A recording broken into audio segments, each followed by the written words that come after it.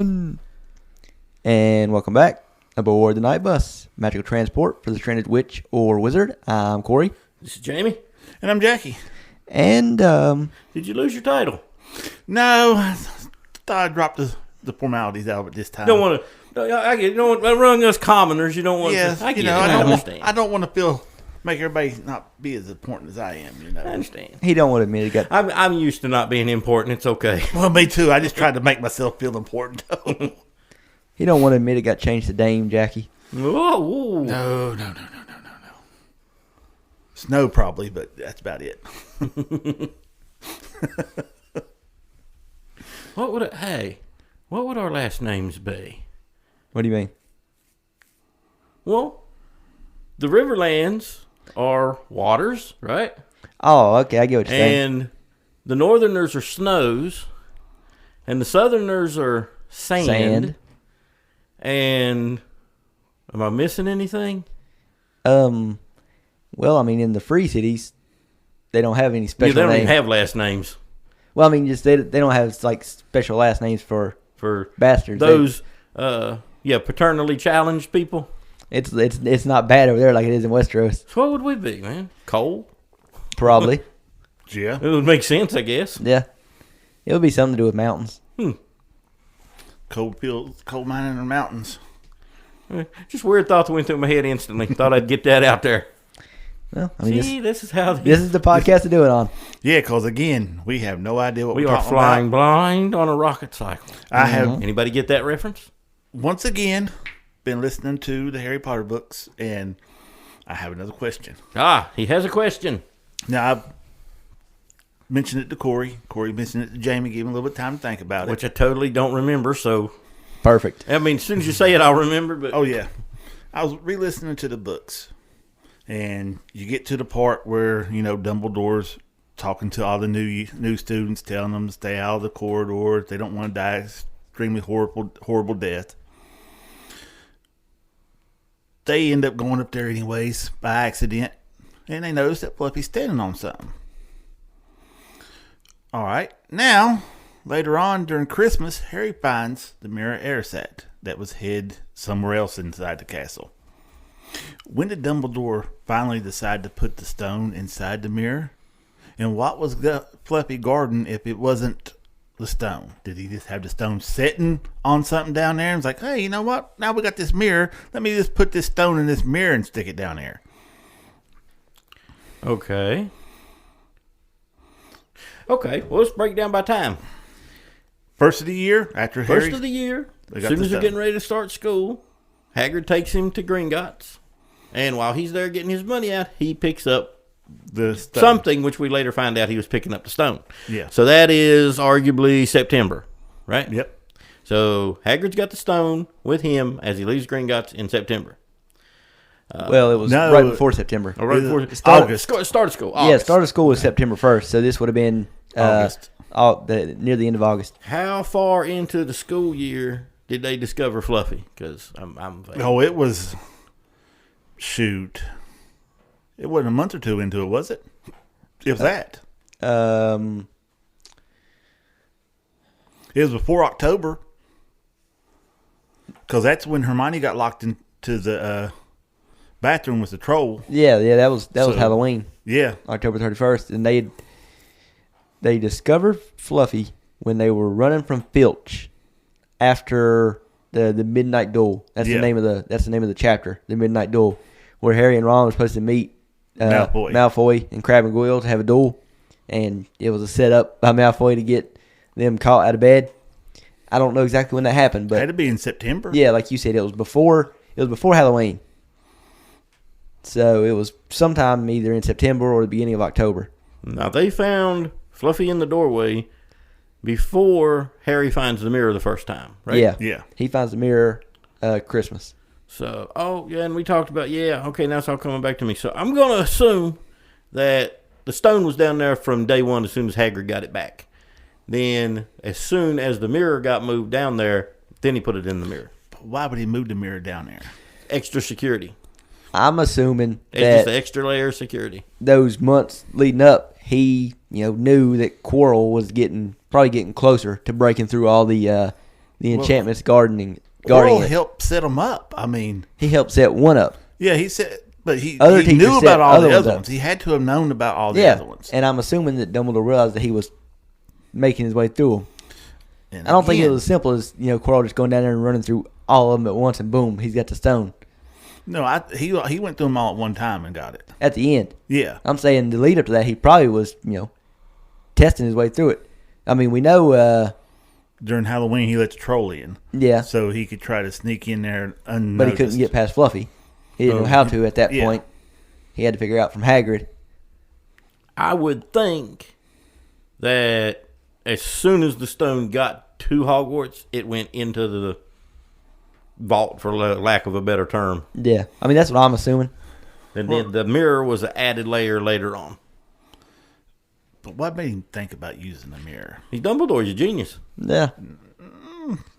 Yeah, as he said at the end of the book, it's one of my more ingenious things, if I do say so myself. Yeah, and for me, it didn't come instantly. Something. It just came later on.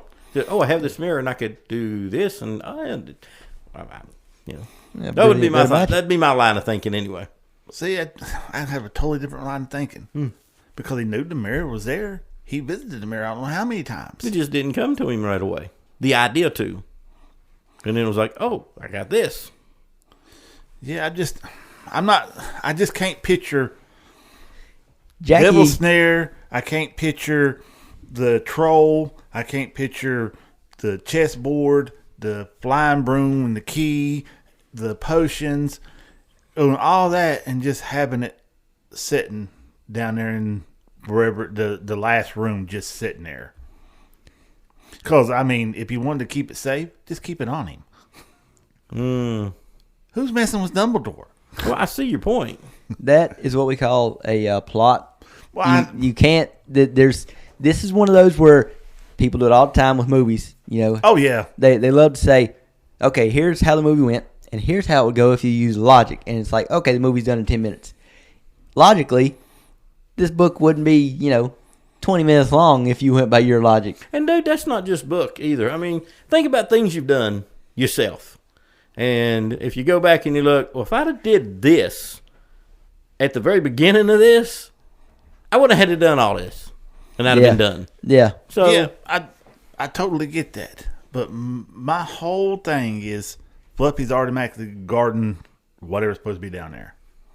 I think of it like this, man. Maybe it started out with just Fluffy guarding a hole with the thing in it, and then the extra layers of security just came on one after the other after the other. The only thing I could see him actually having problems with is Snape's part. Mm-hmm. That's the only thing I can see him having problems with. Who? Quirrell. Well, that maybe the chess. I don't see him having problems with that either. Chess is kind of similar to Snape's thing, where it's just logic. It's logic, but he's got two brains working for him back there.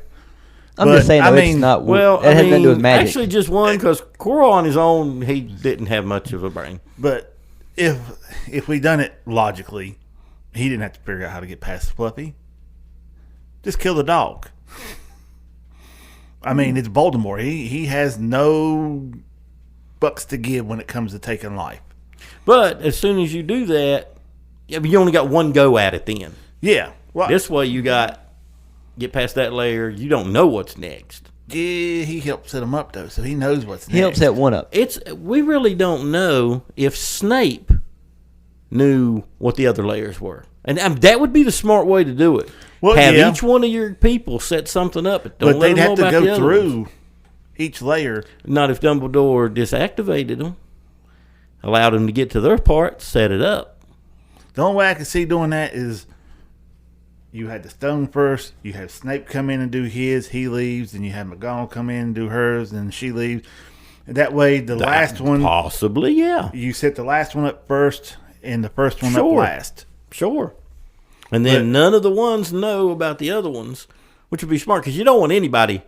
It's like launch codes. You don't give one person all of them. Well, my thing is, if you was going to go that route... God, by the way. Yeah, if you was going to go that route, would you tell them what was being hid down there? Even Hagrid knew what was being hid down there. Quirrell knew what was being hid down there. McGonagall knew love what the was being hid character as down much there. as you want. Hagrid's the weak spot in this whole process. Oh, I know. But again, if you don't want any to know, you don't tell them what you're hiding down there. I need you to set this up. Don't worry about what it is. Arguably, that would be the thing to do, too. Or make it look like that's where it's at, and you've got it somewhere else. That, too. Again, Dumbledore's pocket. Safest place there is. Variables and possibilities, you know? Could have went this way, could have went that way. Now, I like how they did it. But I was listening to it, and those two things just stuck out. And I said, well, the mirror's here, and it's not down here yet. It ain't got the stone in it yet. What made him think, let's put the stone in here? Again, time turner. I do not see... Help me out here, Corey. Turner. Jump back in. I do not see any place where time turner theory comes in here. This is what I was getting ready to say earlier. What? You guys were talking. Jacky is simply a Dumbledore hater. He doesn't like that Dumbledore is that powerful. He doesn't want Dumbledore to be that powerful. I don't care. So he's got to come up with any way imaginable that Dumbledore cheated to know what he knew. Again, if Dumbledore was on to Quirrell getting down there, he would know that Voldemort's with him. He just took him out of the equation. He wouldn't have been there anymore. He just took him out of the equation. Unless he had the time turner, knew exactly what was going to happen, and didn't interfere with it. Because who in their right mind is going to let somebody possessed by Voldemort run around the school with little kids? He definitely wanted to let Harry test himself. He could have prevented a lot of Harry's headaches as his first couple years at school. He didn't like Harry. He just liked torturing him. That's all he liked to do.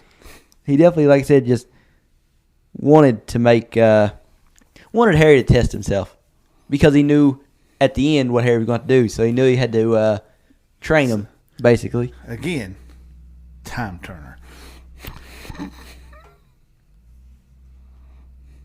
I don't know. If you would stop and think, okay, let's say he did have a time turner, and you look back at everything, even down to where he went and got all the Voldemort's memories and people's thoughts and stuff, time turner explains every bit of it. I don't know what to say. There's also maybe he's got a TARDIS in the basement, and I don't know. Again, time turner. I'd be more apt to believe the TARDIS. I'd be more apt to believe it was the time turner. There's also the chance that Dumbledore wanted to see how powerful Voldemort had gotten to see, if I put this here, can he make it to it? And also wanted to test Harry and see, can Harry make it to it? And they both made it to it. At that point, do we even know for sure that Dumbledore knows that Voldemort's actually back? He may suspect, but he doesn't know. No time turners in this. Well, no, but I'm saying, he knew he was back. I don't know. Because if you listen to the end of it, because Harry mentions, what about Nicholas Flamel? Oh, so you know about Nicholas. So you did the thing properly. You did the thing right. He left him clues to help him get through there. But why torture the boy? Almost died. Again, he knows what Harry's going to do at the end. So you got to start training him young. But how does he know? He suspected that there might have been Horcruxes. He didn't know until the Chamber of Secrets. But most of his suspicions are right. As he says in book 6. He's like, I could be wrong, but for the most part, my suspicions all turn out to be right. Most of the time when Dumbledore suspects something, he's right. But it's not like he knows everything already. No time turners. Do we know he doesn't know everything? Well, we got to assume that he's suspecting things and trying to handle things on what he does know, not know everything. Yeah, he's a magical Sherlock Holmes. I could say that he's brilliant, but not so brilliant that he automatically knew that still fallible. He would get there in time to stop Harry from killing himself by grabbing hold of Quirrell. Hey, man, if he had a time turner on every aspect, he wouldn't have had the messed up hand because he'd have known what was going to happen. He would have known what was going to happen, but he had so much regret in him, he just wanted to see his sister again. If you knew deep down that you might get a cursed hand or you get to talk to one of your loved ones. If he's got a time turner, he don't might know. He knows. Okay. But then it's just that being able to talk to her. He don't care that his hand might get cursed. He's done been through time. He already knows he's going to die anyways. See, that sets up a paradox. I don't know. Yeah. Because if you know you're going to die and you have a way to travel through time, can you not prevent it? And see, this is why...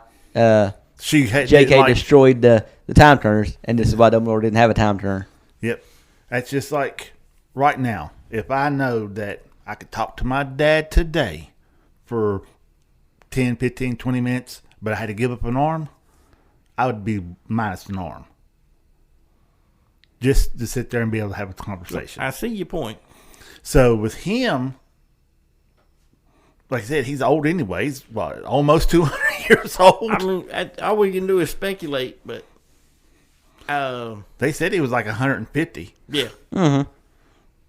He didn't have a time turner. No. I'm still saying again. That's why J.K. got rid of the time turners. He was working as a detective, kind of, but I mean, not perfect, not knowing everything's going to happen before it happens, but being pretty good at sleuthing things out. Yeah, I can not see perfect. I can see him trying to sleuth things out, but when it comes to getting the memories and stuff that he had stockpiled, he got them, I think, after Voldemort was destroyed. Not before, but after. His mom's pendant and stuff like that. All of them people was dead. Well, but like you brought up a minute ago, he going through all this process, gathering these memories. Is he hunting the way to take out Voldemort at that point in time? Or is he looking for that stone for the very reason you mentioned? And that's what he's really collecting memories for, trying to locate that stone. Not having any idea that it's a Horcrux. I don't think it was so much locating the stone. So he could... In the book, he tries to say that he knew that, Voldemort would probably come back and this and that, and that's why he was doing... But, like you said, some of the memories was congealed in the bottles and everything. So, so there was some old funky memories. Okay. How did he get them? What do you mean, how did he get them? They died before Voldemort died. Bob Ogden didn't. No, Bob Ogden didn't. His wasn't congealed, though. No, he got Morphins from... Morphins and Morphin's dad's. No, he just got Morphins. He didn't get Morphin's dad. I thought he got Morphin's dad. No, he only got Morphins. Morphin's dad was... And he got Morphins just before he died in Azkaban. Right, in Azkaban. Then he got not Winkies, but the one house elf that... So, yeah, there's really not any he collected before Voldemort died. Yeah, they were all collected after. Yeah. And I always looked at it as, know thy enemy. Just background research. Well, you know your enemy, but why did he wait till he's dead to try to know his enemy? Because he's trying to figure out, because Dumbledore knows that he's not actually dead, and he's trying to figure out how. And I still say a chunk of that might be he's not doing anything more than tracking that stone down. That's a good possibility, but did he know that he had the stone? Suspected what the ring was. That was Morphin's ring. Mm-hmm. The family ring. Yeah. Down from Salazar Slytherin. The ring had the ring in the locket. Who before that it belonged to one of the my thing is, brothers. Why didn't they use the ring? You never hear Morphin and them. They didn't know what it was. Yeah, they just knew it was family ring. They literally did not know it was Deathly Hallows. He was wearing it, though. But he was wearing it in the ring. Yeah. And he didn't know how to access it. Was there a certain way you had to access it? Yeah. Possibly. Yeah, it says in the story, and then Harry has to do it. When Harry has a stone, when he gets it out of the snitch and he's going to the forest, you got to turn it over twice it's either twice or 3 times in your hand, and think about who you want to see, particular person, and they show up. And we're talking about Morphin and Morvolo. Yeah, mainly Morvolo. There's no one they want to see. Yeah, Morvolo. They're not those type of people. I don't know. Morvolo thought he could find some gold. Don't think he. Yeah, but these are very shallow, not very smart people. Yeah, there's way too much inbreeding in that family. Yeah, so they didn't even know what they had, except that it was family ring from the fact that they were descended from Salazar. Yeah, so that's why I would think that's why they never used it. They just didn't know what it was. Yes, they literally didn't know what it was, and it wasn't as simple as just, See, I didn't even remember that part. I don't remember the part where you had to turn it over so many times. Yeah, when Harry gets it out of the snitch, he's holding it, and he literally, I think it's twice. Who told him how to? I don't know. He knew how to do it because the story. From the Beetle of the Bard story. Yeah, the 3 brothers. I've listened to that one a couple times. And you can bet Morvolo and Morphin probably couldn't read. Yeah. Oh, they couldn't. It literally says they couldn't. Oh, good point. They can't even read, but so they don't know about when it. Dumbledore cracked the stone with the sword, it would have diminished the power in it. Not that part of it, I guess. That just it killed Horcrux that was inside the stone. But I mean, it cracked the stone. Well, yeah. You would think it would, but it didn't. I don't know why that. I couldn't tell you a bit about that. You would think it would, but at the same time, I guess it's just the Pepper brothers apparently were very, very, very powerful wizards. Yeah, it's a given. To make the Elder Wand, the most powerful wand in existence.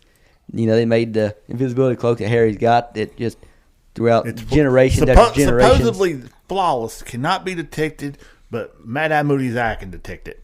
Yeah. Yeah, which makes me really see, man. There's a piece of history I'd like to have see him do not a story on, but like a little bit of information on why is it that eye is so powerful? Where did it come from? Who made it? Yeah. Could it be another Paravel creation that just didn't ever got mentioned? I think it was a Dumbledore creation. Yeah, that's what I'm thinking. I think Dumbledore made it. Why is that eye so strong you could see through the invisibility cloak that nothing else could see through? Yeah, exactly. That was weird because it was flawless. It's supposed to be nothing can see through it. I mean, it. And if give me the name because I can't say it. I don't know what you're talking about. Peveril? Yeah, the Peveril. Okay, the Peveril brothers created those 3 items. Who's to say they didn't make some other lesser items? Because apparently they're really good at making things. Well, who knows? Yeah.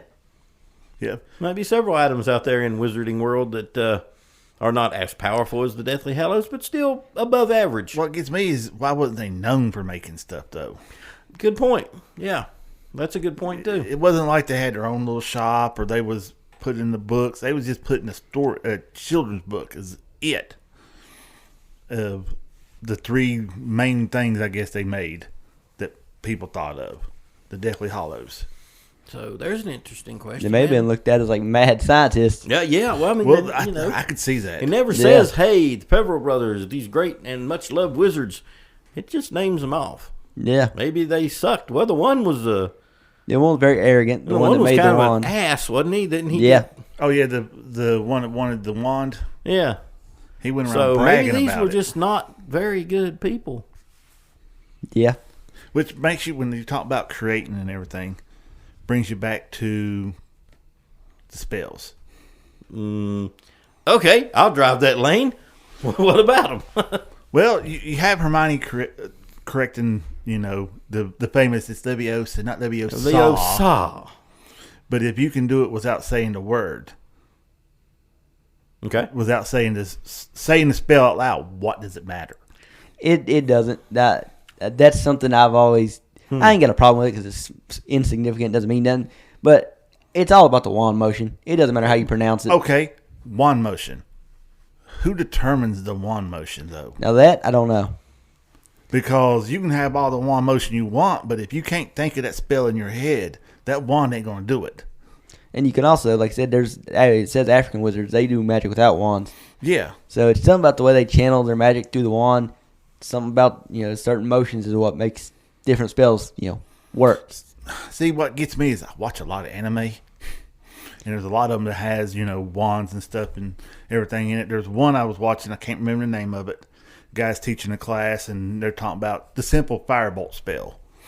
He goes, yeah, you can do this. He said, but what if you change the words? What if you put a pause in here or take this one out? Then you get a totally different spell. Every universe has different magic. Okay. Look at the magicians. Why couldn't me being myself make my own Leviosa spell, but not call it Leviosa? You probably could. Yeah, you probably could. Yeah, being a wizard, you probably could. So you would think it'd be just crazy spells everywhere. Oh, there probably is. Dumbledore probably, he does all his nonverbal, so Dumbledore's probably got so many spells that he made on his own that nobody knows about. I guarantee it. Isn't it when they're in Borgin and Burke's? Or someone's looking through a book of dark magic. I don't know where it's at in the story. I just know it talks about a spell that puts your insides on your outside.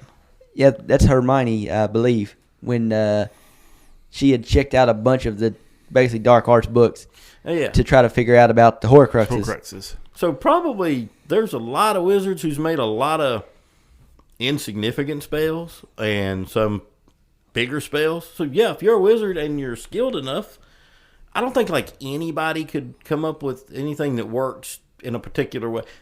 Me and you could sit down with a pile of clock parts and probably couldn't put a clock together.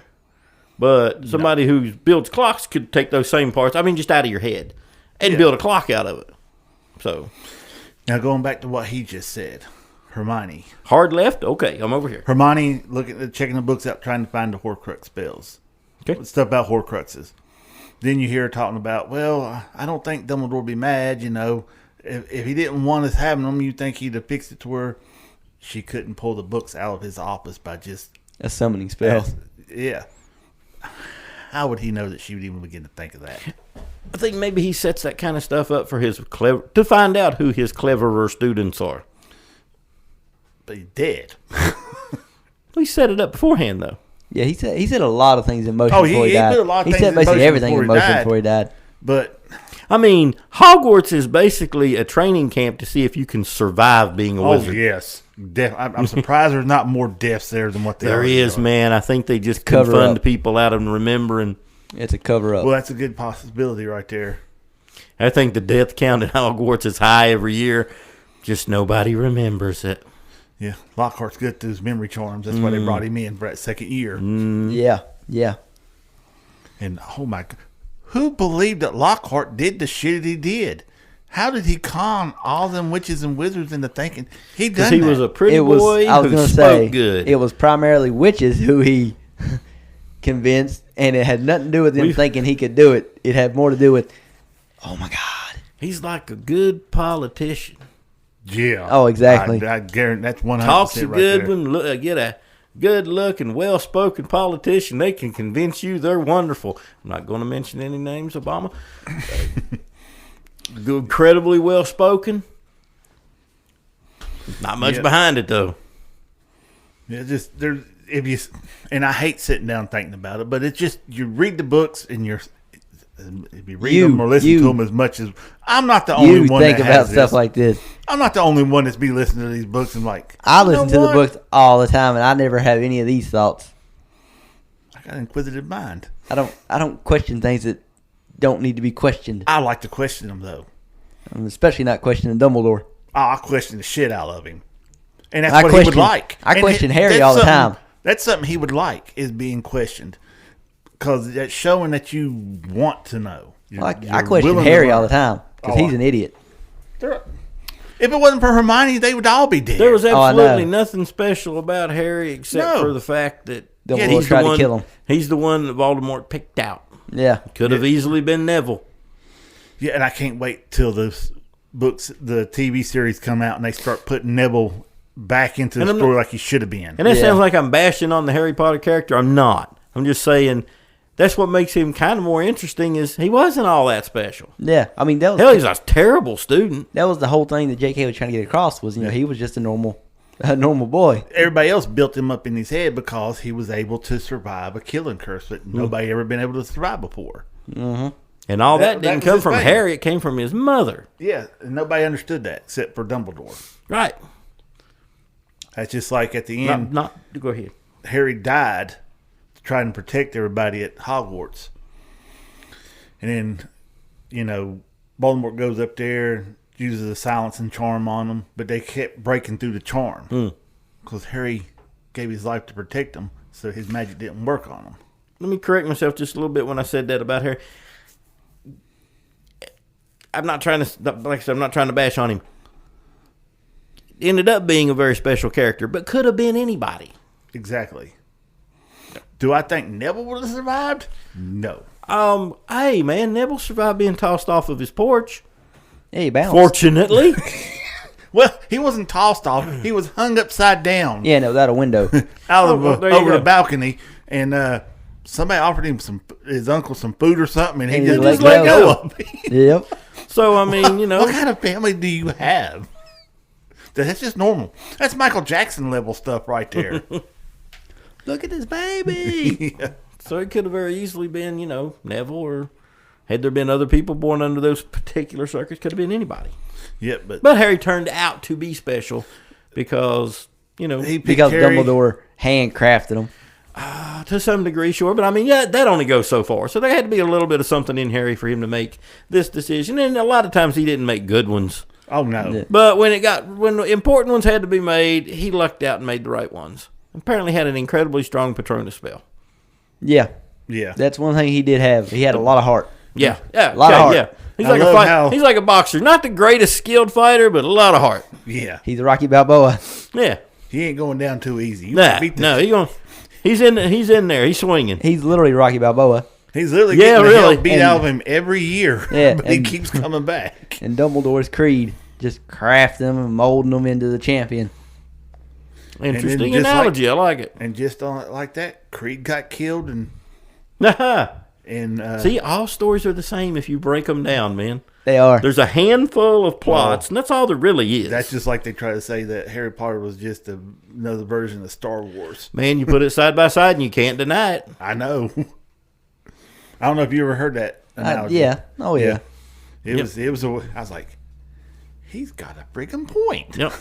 You can't deny it when you look at it side by side. Harry Potter's just a much better told story. Oh, yeah, definitely. They both have their merits. Now, on their own. They do. And they're both King both Arthur, real good. if you break that down. A prince, a magic sword. See, now, that one I agree with more. An old wizard. That one I agree with more. Yep. A damsel in distress. It's all the same.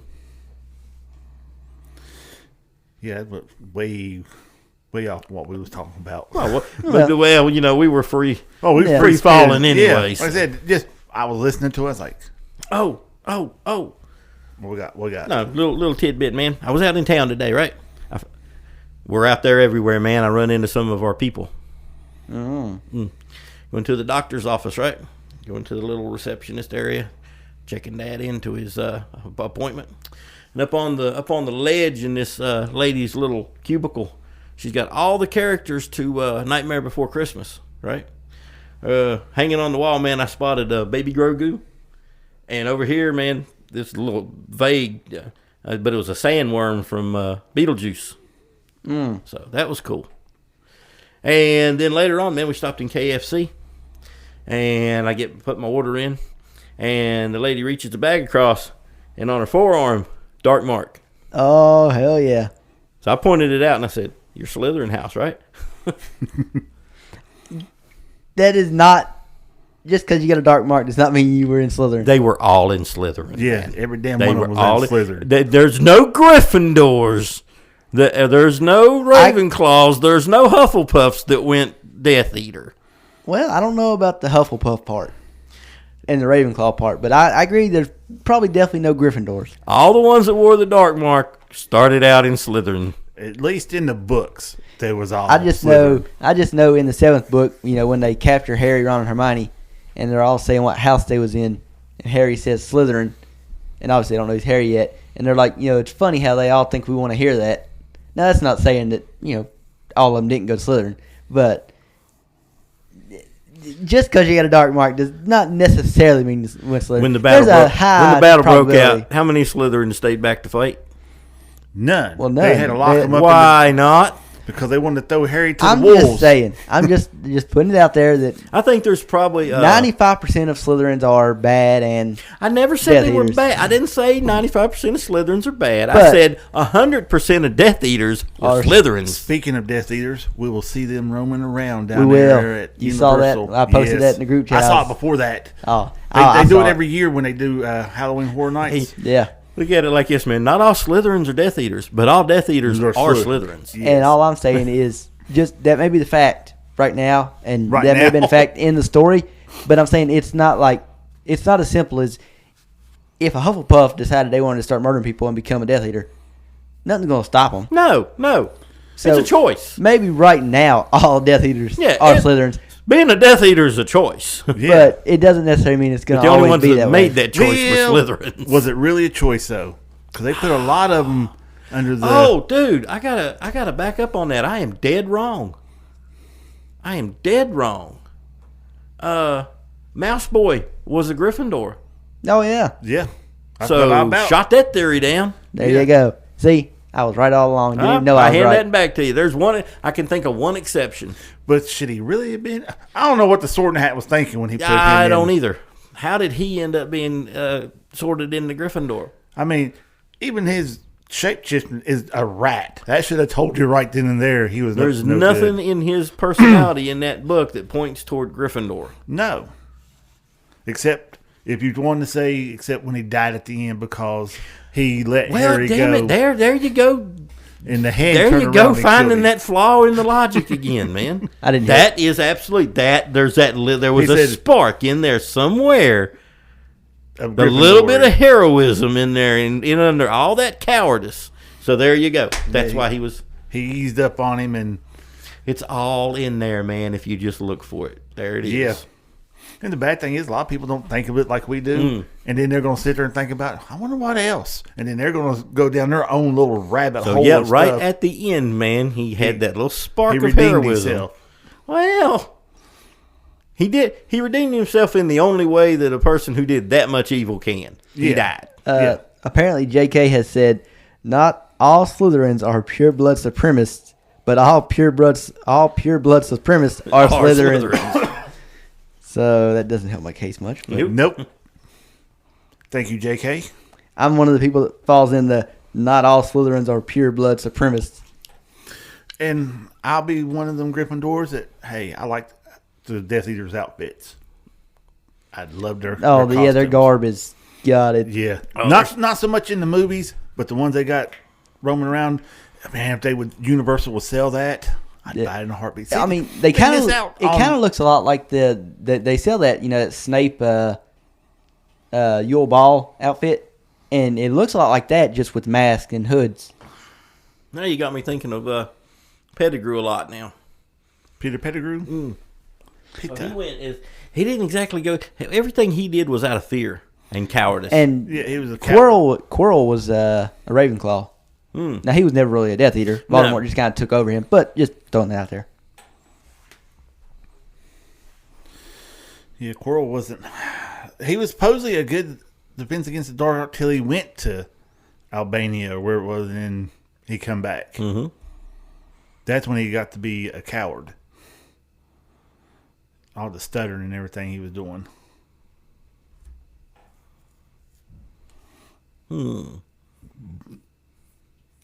Now, I seen a couple of things when it come to Quirrell.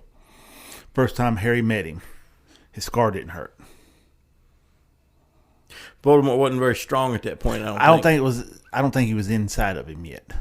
Well, he came back from Albania with him.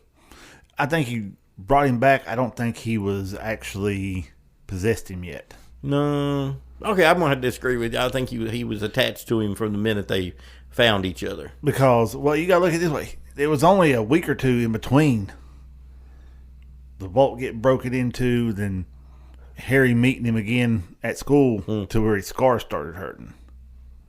So I'm thinking, because where he broke into the vault, because he'll tell you Voldemort was displeased with him. Then he had to keep a better eye on him, and that's when he became part of him. I don't know if you remember that from the end of the book or not. You remember it, Corey? Oh, what'd you say? Yeah, I'm doing research, so I didn't hear a word. He's on TikTok, man. We're talking about Quirrell, where Harry first met him at the Leaky Cauldron. Scar didn't hurt. Yeah, I heard you guys talking about that. Okay, well, at the end, Quirrell was talking about how he messed up, couldn't get the stone, wasn't in the vault, and Voldemort was displeased with him. That's when he got possessed, after he broke into the vault. Well, no, it mentioned in the book, that there was always this faint smell coming from Quirrell. Voldemort was on the back of his head the whole time. Because talking about he was arguing with... that was at school. Yeah, he was arguing with the school. Yeah, that's when Harry first felt Dumbledore, the scar burn. He didn't feel it at the Leaky Cauldron. A couple weeks later, when they went to school, after he was supposed to break into the vault, the stone wasn't in there, and Voldemort was displeased with him. That's when he said he had to keep a closer eye on him. I think he almost had to be bonded with him all the way from Albania. Because how would he travel? He was just an essence, basically. Well, he just traveled as an essence. I mean, he was living... Also, I think he could leave Quirrell when he wanted. Well, he could possess snakes and stuff like that. So I'm assuming that he came from Albania with Quirrell, but I'd say there was times he wasn't with Quirrell. So I would say that's what was going on in the Leaky Cauldron. The first time Harry met him that was one of the times Voldemort wasn't with him. He wasn't with him, but then after that, he stuck with him the whole time. Right, after the mess up, then he's like, okay, I can't leave you. You're a screw up. I've got to stay with you at all times. So that's what I think happened there. Yeah, he has a bad habit of getting a bunch of screw ups with him. Well, what the hell's wrong with him? That's what he attracts. Yeah, his style of leadership. He doesn't want friends. No, he's got no interest in followers that are scared of him. Friends, and you want followers that are scared of you. Well, let's get some smart ones. I mean, he's got a few. He's got Bellatrix. She was in love with him. I'm just saying. And that's basically all I can name. Yeah, she was definitely in love with him. That was it. Malfoy's dad, was just with him. Fear, and he wanted that. He wanted the power. He wanted he wanted that supremacy over everybody else. Because he was linked a highborn wizard above other normal people and all that cool stuff. Yeah, he figured he was a white supremacist, basically, of the wizarding world. Basically, he was linked to somebody with power, and he knew that being that way, he would have power. Right. And that's all he was looking for. Yeah, that's Malfoy's whole trip was power. Yeah. Power and gold. Well, speaking of gold, to kind of change the subject here so we're not doing a full-blown, another Harry Potter podcast like we did last week. Those are fine. Full-blown Harry Potter last week. It was primarily We've done 20 minutes of something else. I'm not mistaken on that 2 hours. Well, that seems like how. But then again, dude, we are the night bus. So we are. Kind of. Yeah. I was looking, because we know how he's looking for a building set for a podcast. I had a crazy, kooky idea. Surely not. Buy one of these little yellow buses, paint it purple. Oh, good God. Take all the seats out of it and transform it into podcast studio. Conversations from the night bus. We can actually put little beds and stuff and make it look just like the night bus, except it won't have the double decker. Yeah, I'm not buying two buses and decker. trying to mount them on top. I can't do that. We can do it. We could move to England and just find get a double decker bus. Double decker bus. Yeah, I don't think we can afford to move to England right now. We can't even afford to fly there and visit it for a while, which will be one of the things we will be doing here shortly. That'd be an awesome trip. Yes. Yeah. Anyway, you brought up the gold earlier, and I was transitioning over. I put this thing in the group chat a while back. I don't know. The main reason I'm bringing this up is I'm curious to get your guys' opinion how they figured this out. And apparently it's by Forbes. It's the wealthiest fictional characters of all time. It's a list. The Bruce Wayne. Top 16, wealthiest fictional characters of all time. I don't know where they got some of these numbers from. Some of them I can see, maybe somewhere in the movie or the comic or something. It may have said, how much money this person was worth. But some of these, I don't know where in the world they got their numbers from. Number 16 is Jay Gatsby from The Great Gatsby. His net worth was $1.35 billion. Oh, they got it down to dollars, huh? Yeah, that's I don't know where they got some of this from. That's kind of crazy. Number 15 is Lady Mary Crawley. She's worth $1.49 billion. Don't know who that is. Neither do I. From the picture, I still don't know who it is. Not a clue. I don't know. It's from a TV show, I think. I don't know her. Anyway, okay, number 14 is Mr. Monopoly. He's worth The little Monopoly man? Yeah, he's worth 1.62 He's wearing billion. a freaking monocle, man. That's not a monocle with glasses. Put your glasses back on. Yeah. Number 13 is Laura Croft. She's worth 1.76 billion. Well, That's appropriated wealth. She stole that, and she needs to return it to the indigenous peoples. Oh, I mean, I can see these figures. I just don't know how they come up with the exact dollar amount. I don't really see the figures because she was bid in the movies. There was the clock. They had a clock or something on there. They was bidding on, and she was waving at somebody, and then they. Some million right here, and she was like, "Oh no!" So she was hoping to God somebody would bid, because like she didn't have the money for it. I mean, she lives in a huge mansion. Well, You got a lot of bills, man. Yeah. And this is net worth, so this ain't necessarily spending cash. Oh yeah, it's just what all the artifacts and stuff like that. Yeah, this is net worth. Again, stolen. Number 12 is Walden Schmidt, 1.76 billion. Walden Schmidt. Yeah. Oh, 2.5 Men. Yeah. Number 11 is C. Montgomery Burns. He's worth 2.03 billion from The Simpsons. I don't know too much about it, but I recognize the character. Number 10, again, I don't know how they come with this number, is Tywin Lannister. Apparently, he was worth 2.44 billion. He's only 5th on the list? And no, he's 10th. Or 10. Okay, 10th. Well, got a long Oh, way. trust me, we're getting there. Bruce Wayne. Number one is absolutely crazy. And I can actually understand it. I still don't know where I don't know where they come with these exact figures at. Oh, no, we'll touch on that here in a minute. Number 9 is Christian Grey from 50 Shades of Grey. Yeah, I He's worth don't have no knowledge and billion. don't want any knowledge of any of that series. So Yeah, I have no clue if they mentioned in the books his net worth. That may be how they got this number. I don't know. Number 8 is Richie Rich. Really, number 8? 7.85 billion. So that's a big jump. We went from 2.98 billion to 7.85 billion. Number 7, Bruce Wayne. Number 7? 12.45 billion. Damn.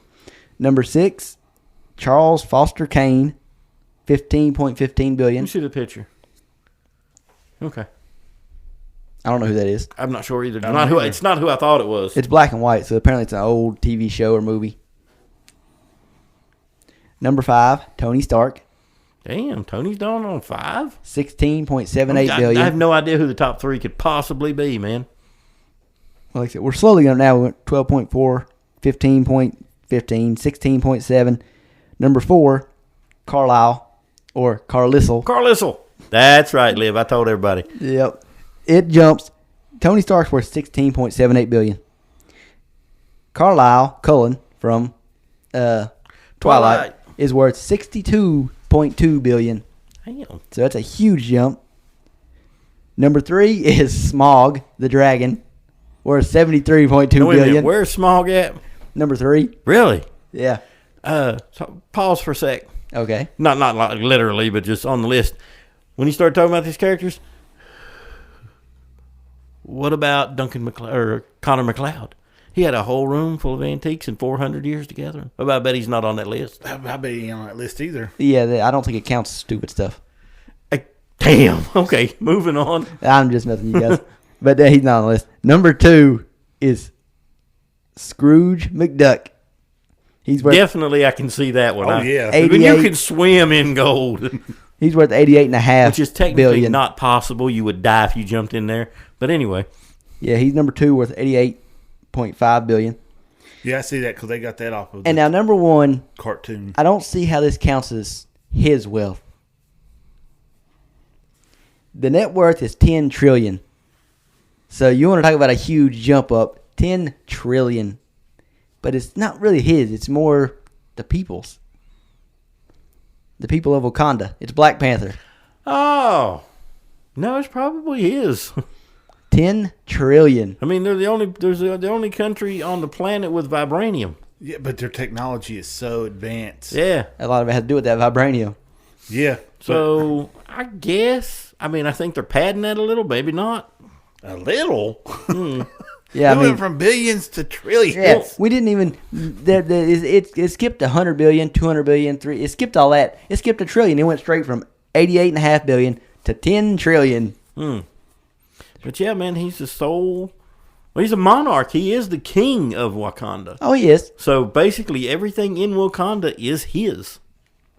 I guess you could look at it that way. So, if you look at it that way, it's, then it's not a democracy. Well, you have a point there. I wonder who's valuing his tech, though. I wonder who's valuing all these people. Like, where do these exact numbers come Scrooge from? McDuck, they mentioned his wealth, how much he was worth several times. Okay. I used to watch that all the time. I don't know who does the math and breaks all this stuff down. But it was somebody at Forbes, because this was done by Forbes. Somebody, and I don't know if I've ever mentioned this before, but you can look it up. You guys have seen Bob's Burgers? Mm-hmm. I don't necessarily like it, but I've seen it. Okay, well, throughout the show, man, it shows Bob's restaurant. It shows Bob's menu and Bob's prices. And somebody sat and watched every episode and calculated the days a week that Bob works, the prices that Bob charges, what he has to pay for the materials. Somebody has no life, by the way. Wow. Exactly. How many customers on average, just judging from what they see on the show, Bob's how many customers he has, and come to the conclusion that Bob is definitely on assistance and is basically broke. Well, you get that from watching the show. Yeah. But who sets and breaks all that stuff down? Yeah. Somebody got a grant to sit there and do that. Yeah. To get paid to do it. Heck, I couldn't. I was curious, wonder how many people John Wick killed, throughout the movies. Oh, I'm sure there's a count. Oh, there is. But I'm not taking the time to just break down every kill in the movies.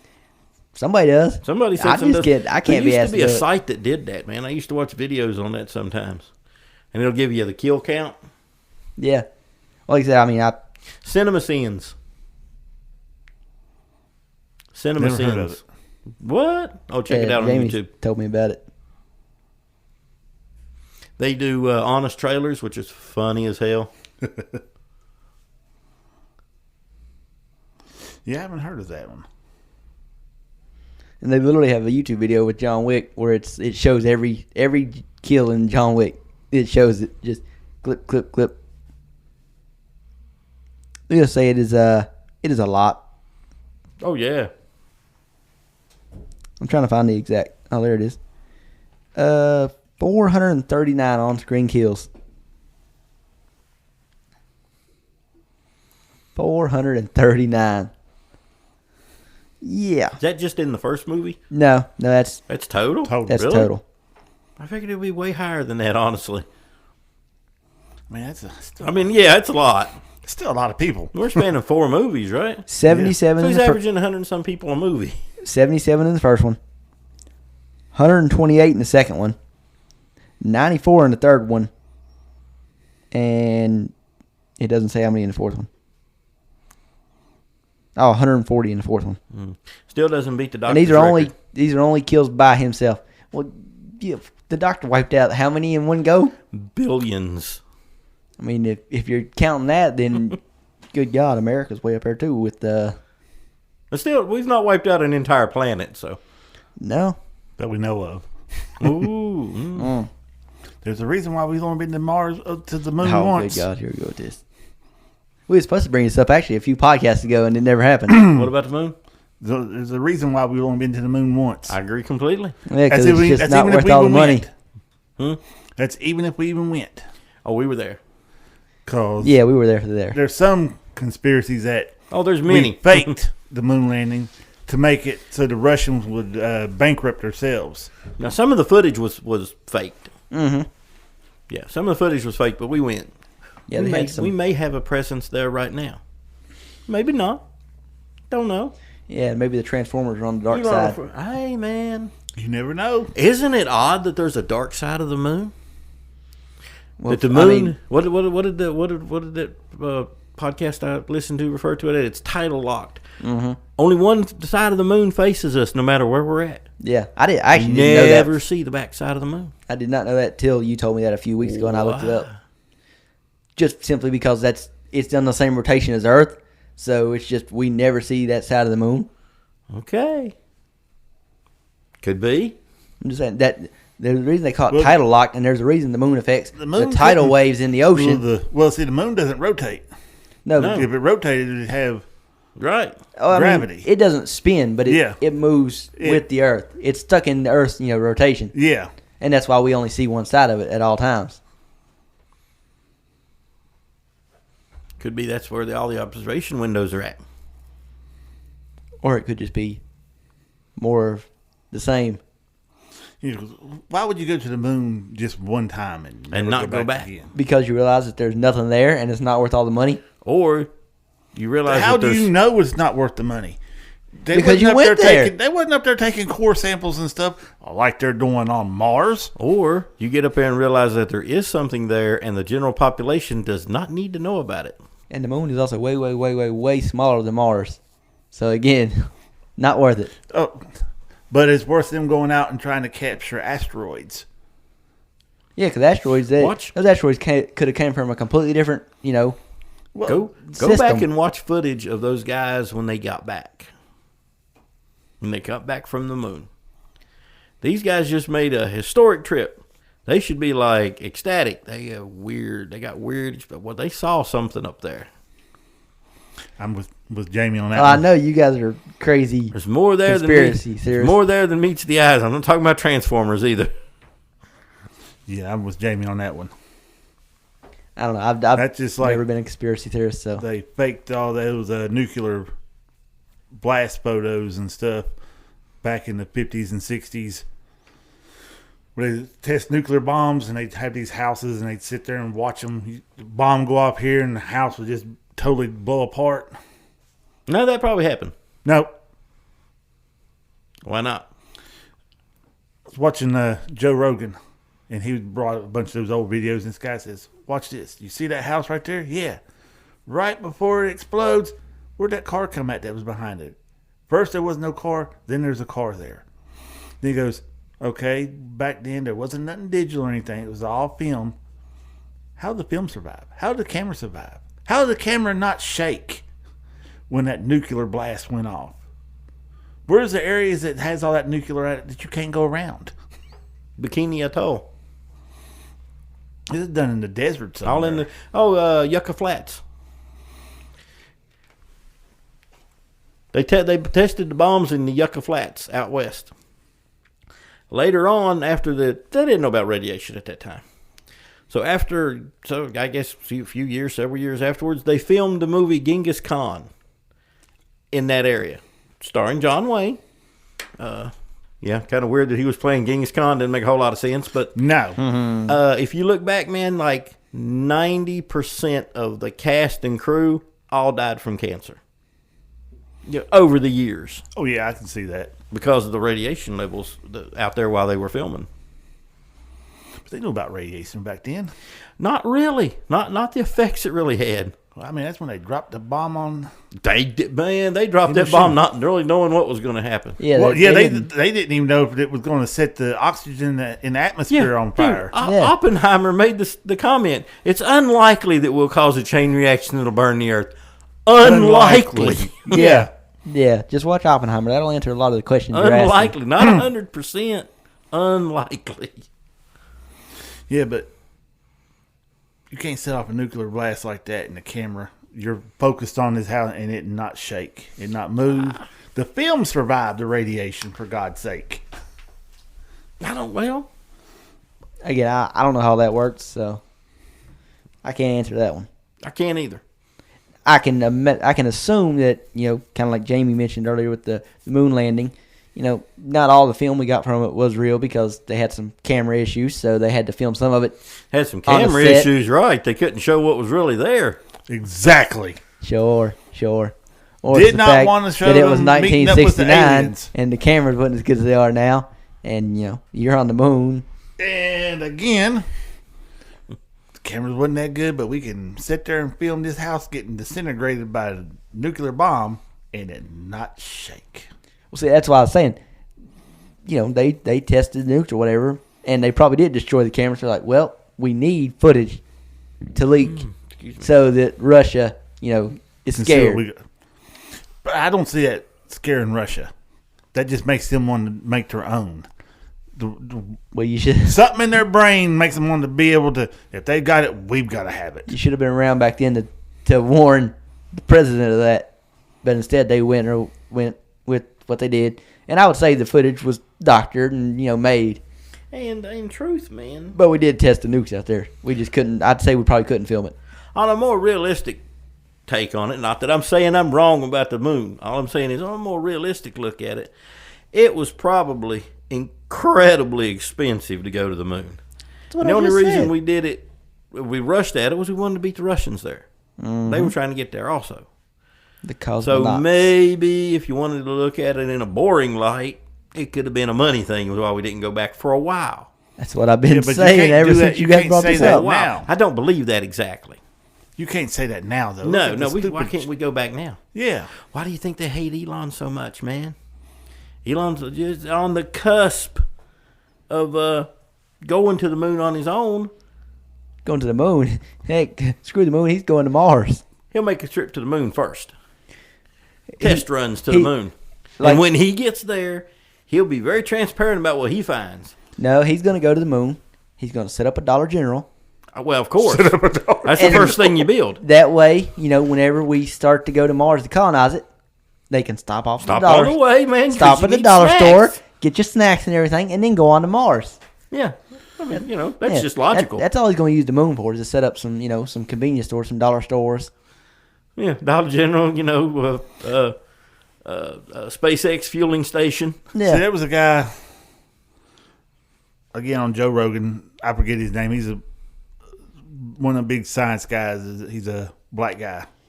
Can't think of his name. Does a lot of stuff. He said we could get to, if there was fueling stations along the way, we could get to Mars within weeks instead of months or years. Why am I blanking? Neil deGrasse Tyson. Yeah, there you go. Yep. Yeah, him. And I could see them launching. Sure. Well, you got to say, yeah. Sorry about that. Yeah. Launching. I smacked the mic and about blowed his eardrums out. Oh, gotcha. But I could see them putting in way stations. Sure. Or go-marts, as you would have it, along the way. Dollar Generals. Yeah. Well, attached to go-mart. Or CVS. Or CVS and Walgreens. Pilot Flying they're J. both right beside each other. Oh, and of course there'll be a Subway, because there's a Subway attached to everything. Of course. Yep. But I could see that being done and not being that hard to do. We're going to find out. It's coming, Elon's man. working on it. Yeah, it better be Elon. Oh, yeah. Apparently Boeing can't do it. No. Oh, good God, no. Don't worry, SpaceX is going up in a few months to rescue them. Yeah. They're still not getting back here before next year. Yeah, they're going to miss Christmas. It'd be up there, 80 some days? Or It's supposed to have been, a 2-hour trip or 2-day trip? Yeah. It's Gilligan's Island in space, man. Left for a 3-hour tour, gone for years. how they getting food? It's on the space station. Oh, okay. Well, yeah, they're on the International Space Station. will they be able to come back to Earth then? Yeah. They're leaving spots open on SpaceX's mission to bring them back. That ain't what I'm talking about. Because back in the day, one of the reasons why they didn't go up into space as much was because while you was in space, your bones would degenerate. Oh yeah, but this is that takes a while. There's been people that stayed up longer than that, longer than what they'll be there. Oh, see, I haven't heard of. Oh yeah. Oh yeah, there's people. I'm sure they got to rehabilitate when they get back on Earth. I'm sure, but yeah, because it's supposed to break down the calcium or something in your bones and everything, make you have brittle bones. Oh yeah, it messes your body up. That's something Elon's got to get working on is like artificial gravity. Well, that's some of the things they was working on. Was talking about when Neil Armstrong then was going up there. They wasn't staying there long, but they was losing. Yeah. Yeah. So and they wasn't there long though. But I mean, you're talking 80 days. If you're deteriorating within a couple of days of being up there versus 80 days. Yeah, but there's been people stayed up longer than that. Apparently there was a Russian who spent 879 days. Oh, dang. Is he still alive? Don't know. Or is he what they call the glass man?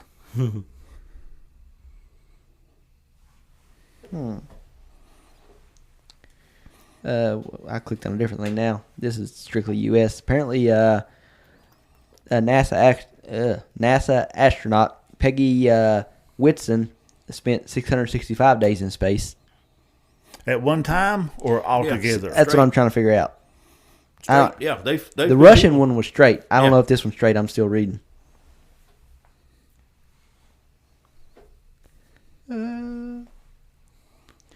Andrew Fustel spent 226. Imagine being on the space station. How cool that would be. Even if I'm stranded. I don't care. Not for 800 days, it wouldn't be. No, probably not for 800 days, but just the 80 days is going to be up there. I would think that's I've cool said, man, shit. you give me a seat on SpaceX, I'd jump right on it.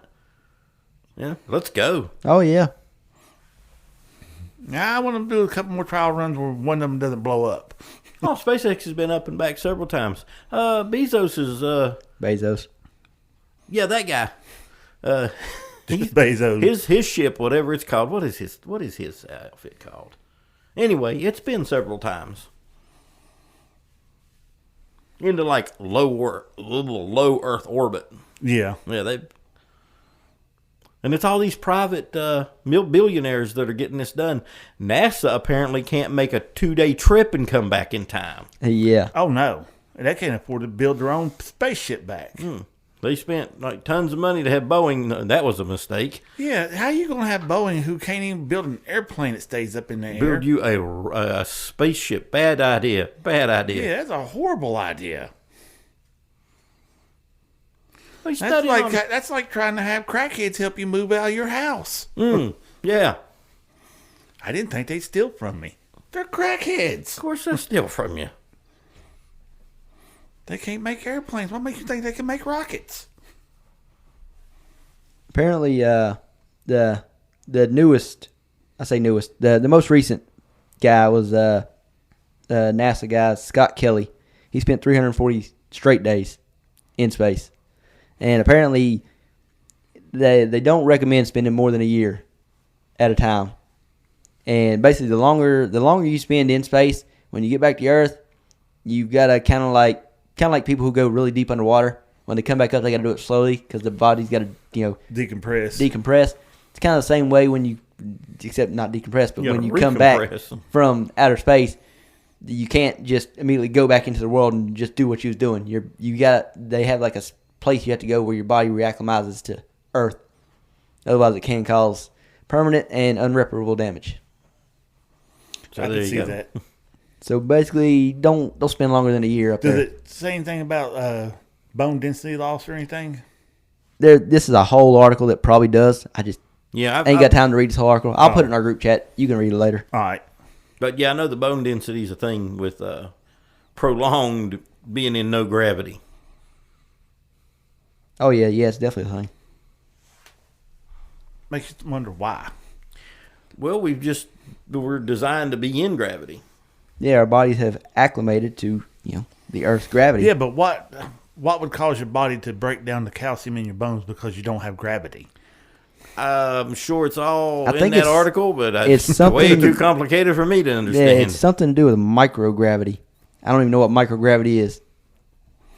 I don't either. But we was talking about deep sea diving and stuff. Made me think of Meg 2 when we was watching it. And something they brought up during the movie that I never really thought of.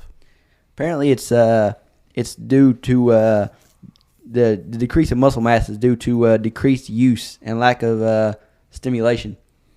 Because when you're floating, you're not really using your muscles. You don't have to use your muscles. The whole muscles for time anything. we're moving, we're fighting against gravity. Oh yeah. You're exercising your muscles, just picking your arms up. So that's why resistance training is so popular and kind of easy to do.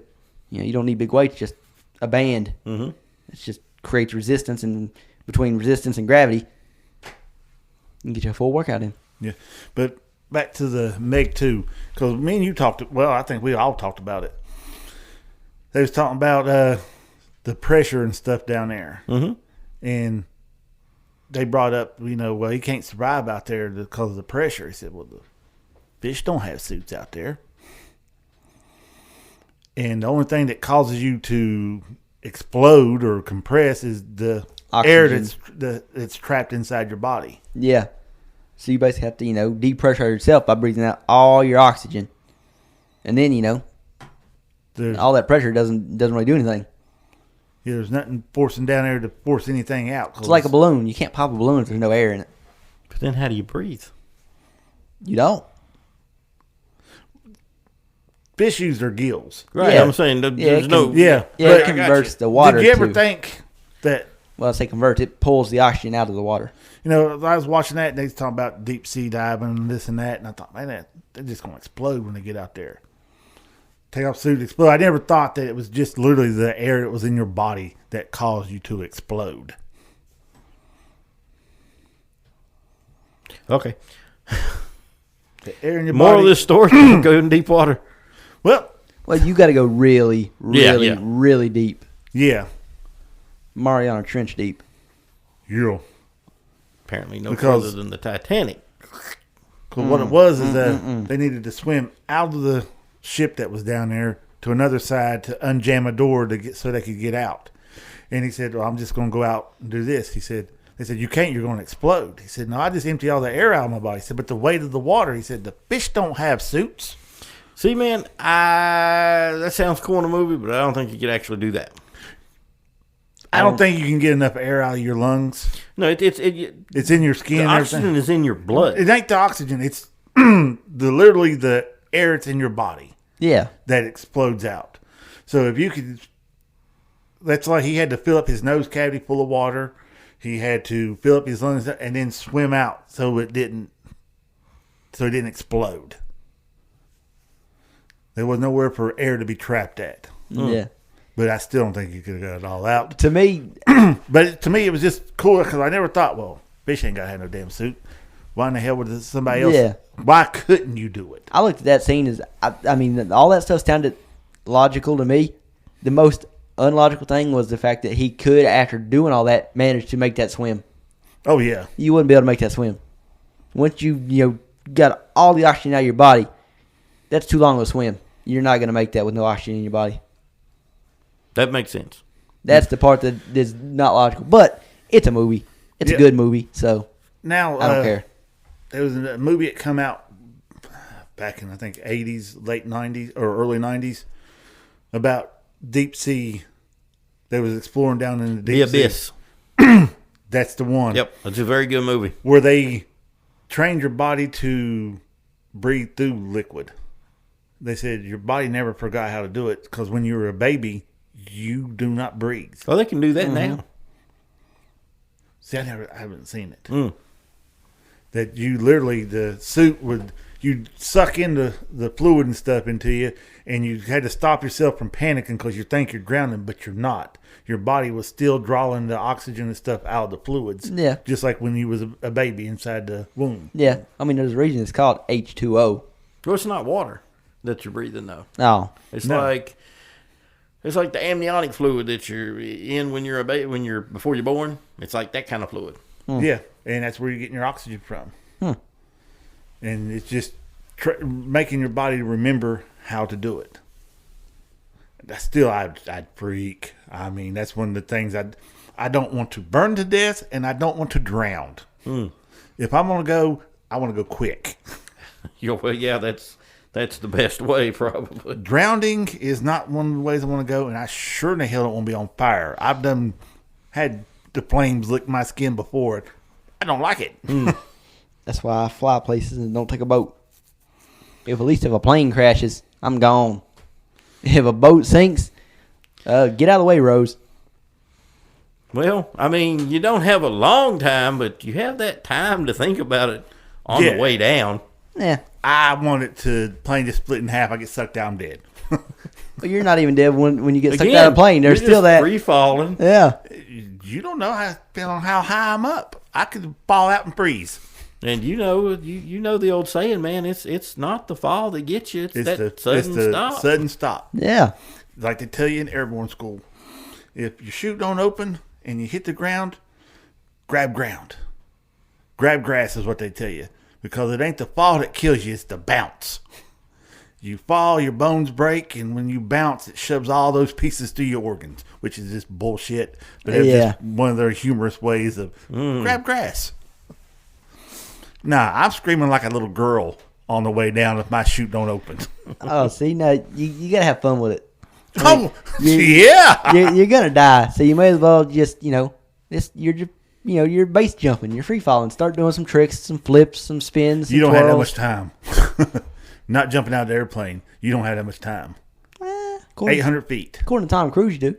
Tom Cruise is an idiot. Well, he was actually skydiving. When you're done at 800 feet is a safe jump. During combat, it's 500 feet. Or you could just wear parachute pants. You'll be fine. Well, I don't see that working too good.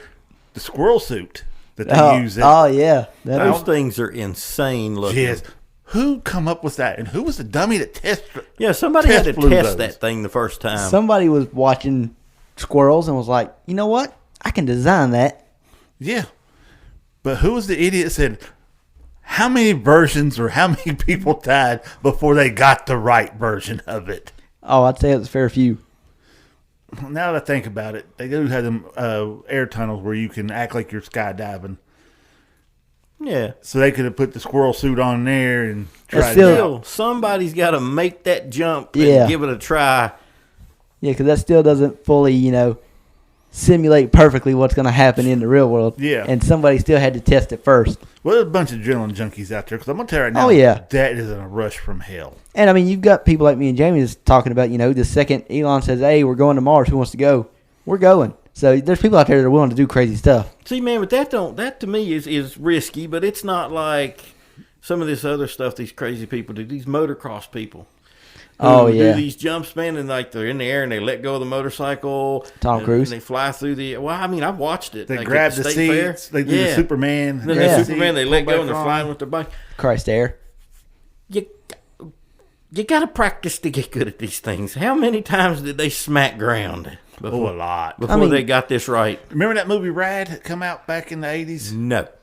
BMX bike? Yeah, I remember. I know the movie exists, but I never watched it. Well, he's trying to perfect a certain jump, and it shows him over and over trying to do it, and he couldn't get the landing. And they told him, you're never going to get the landing because you got these mattresses right there. You're going to have to move the mattresses.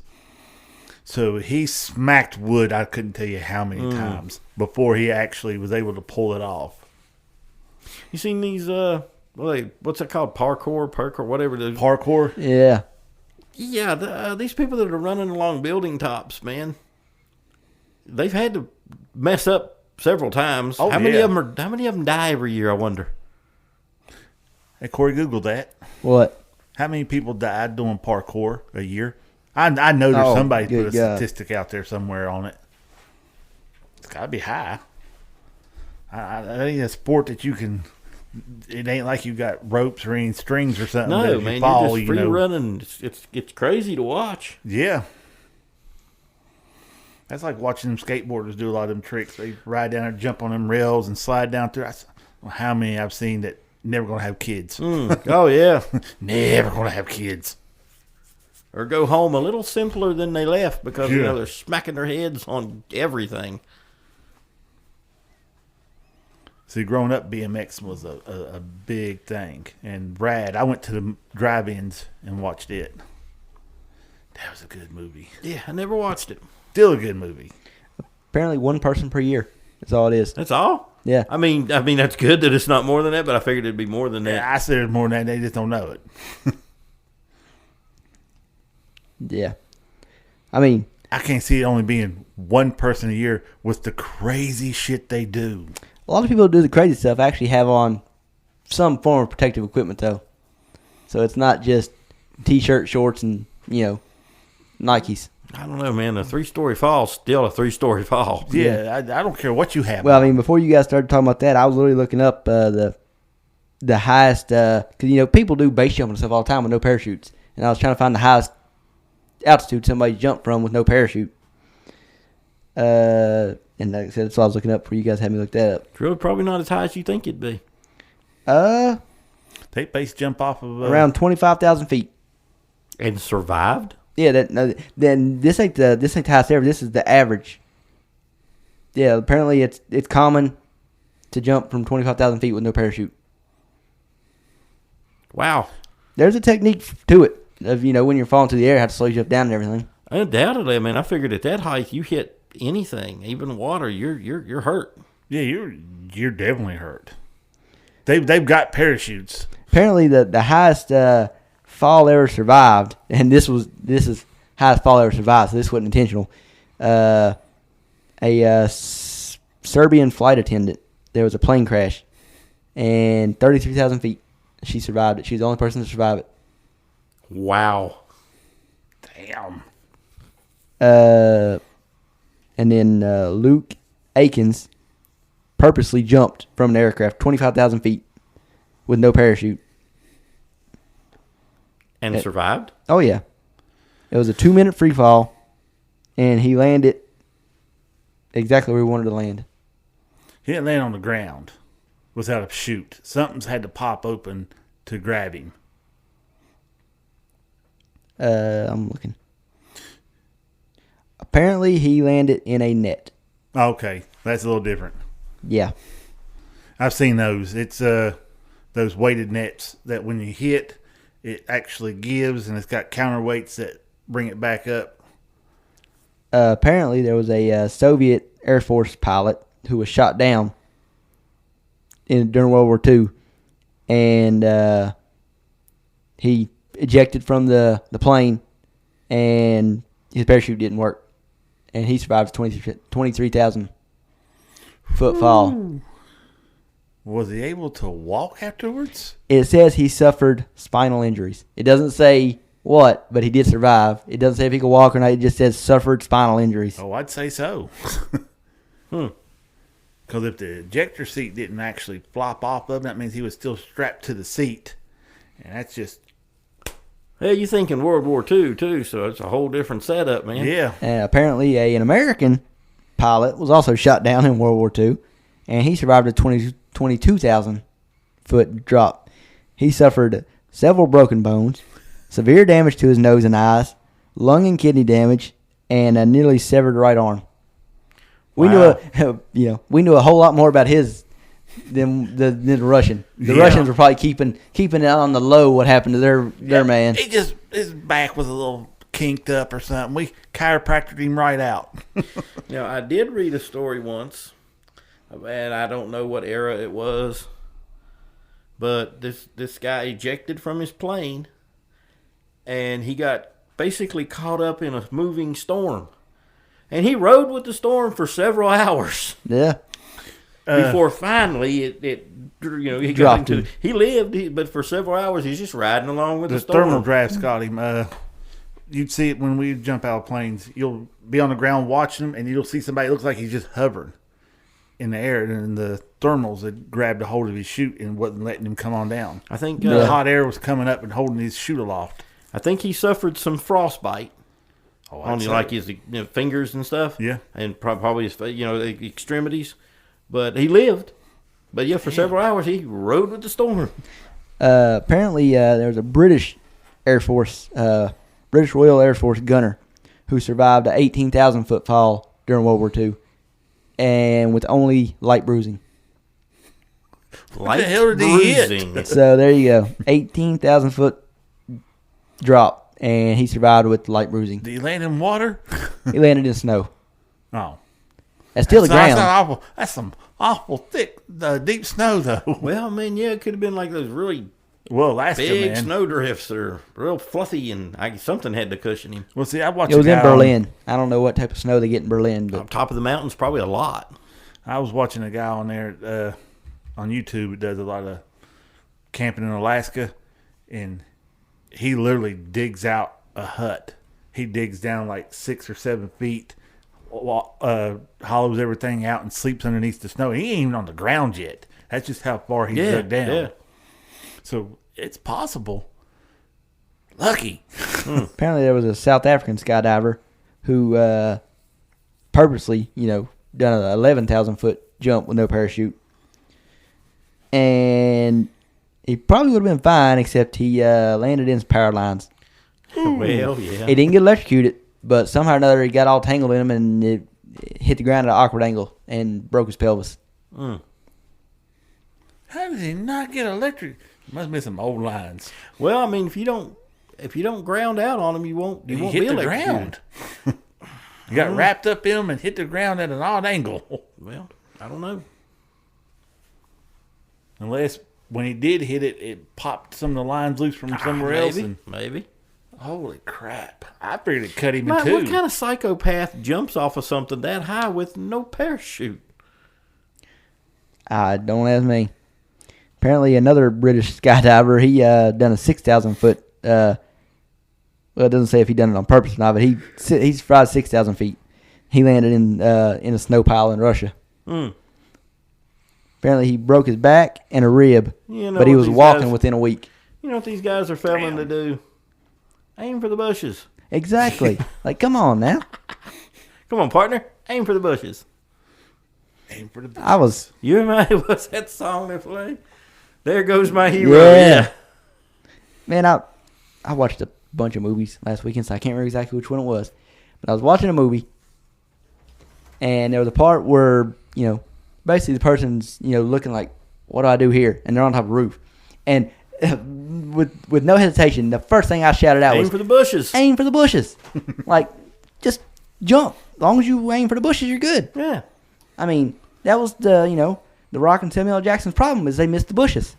They'd been fine. There wasn't no bushes around them. No bushes there. Oh, well, that doesn't matter. How are you going to aim for the bushes if there's no bushes around? Oh, no, it's a mindset. You'd have to ask the Samuel L. Jackson. He's the one that said it, wasn't he? Yeah. Yeah. You have to ask him. Where was he aiming for? Aim for the bushes.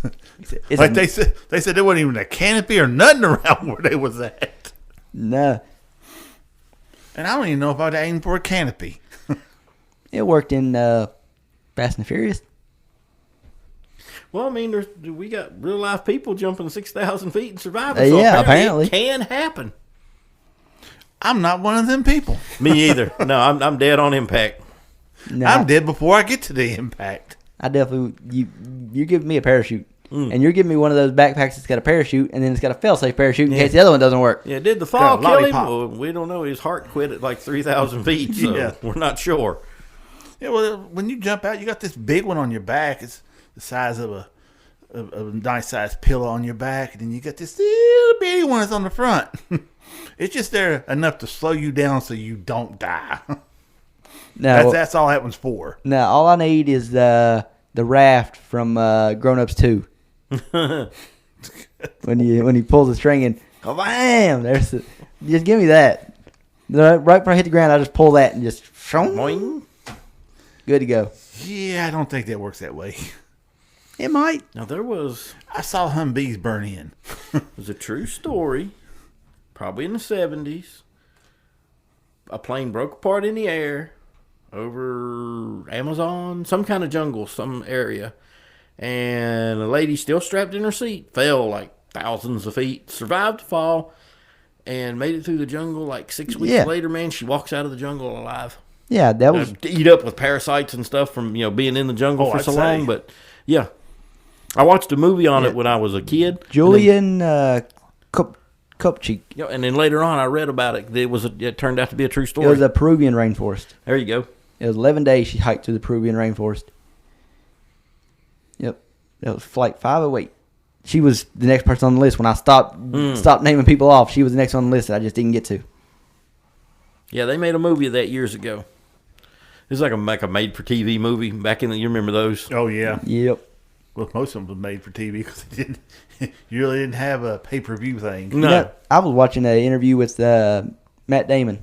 I think it was Matt Damon. It was one of them. And he was basically talking about, that's something that just, we don't have anymore. Made for TV movies? Yeah. He said basically, you could make a movie like that back then because not only would you, have the sales on TV, but you would also, movies like that would go straight to VHS and straight to DVD. Mm-hmm. Well, now since, there is no VHS, DVD, basically, if you're making a movie and it doesn't have the chance to, really do well in theaters, it's almost impossible to get it made. Because there's not really any other way to really make your money back. No, not make your money back. Streaming services don't make much money. And streaming services aren't paying, all this money for a brand new movie. But they do make movies, though. Well, the streaming services themselves make the movies. Yeah. A lot of them do. Yeah. But I'm talking about, actually, like, taking a movie that, somebody's made and purchasing that movie. See, back when we were kids, man, a big thing that they had were, like, the primetime miniseries. Remember them? Yep. They'd run for, like, that week. Midsummer or winter, whatever. They'd have, miniseries. I mean, those are still popular now. That's one of the most popular things on, like, Netflix is when Netflix does their miniseries. I think V was one of them, wasn't it? Mm-hmm. Yep, before it became a regular series, it was a miniseries. Yep. Centennial, North and South. There's lots of them. And like we were talking about, the old just made for ABC Monday night movie. Yeah. Wasn't a theatrical movie. It was one made just for television. Yeah. For me, when I was growing up, it was Disney original movies. Yeah. They were made for the Disney Channel. Mm-hmm. They wasn't in theaters. They were for Disney Channel. Now, if they got really popular, then when they made a sequel to it. When they made the third one, they'd stick it in theaters. High School Musical. Then it could go the other route too. Divergent. Yes. Yep. We're gonna put this in theaters. It done pretty good. Let's make another one. Oh, that done terrible. Third one, straight to TV. Yeah, just don't even bother putting it in the theater. Yeah, if they stuck to the books, from what I hear from y'all. Oh my God. Or was that Maze Runner that took? No, Maze Runner done good. It was Divergent. The first Maze Runner, I really liked the first one, and the second ones were But the Divergent, the books were so good, man. I was so looking forward to the movies. Yeah. And then I was so disappointed in the very first movie. I was like, this ain't what I read.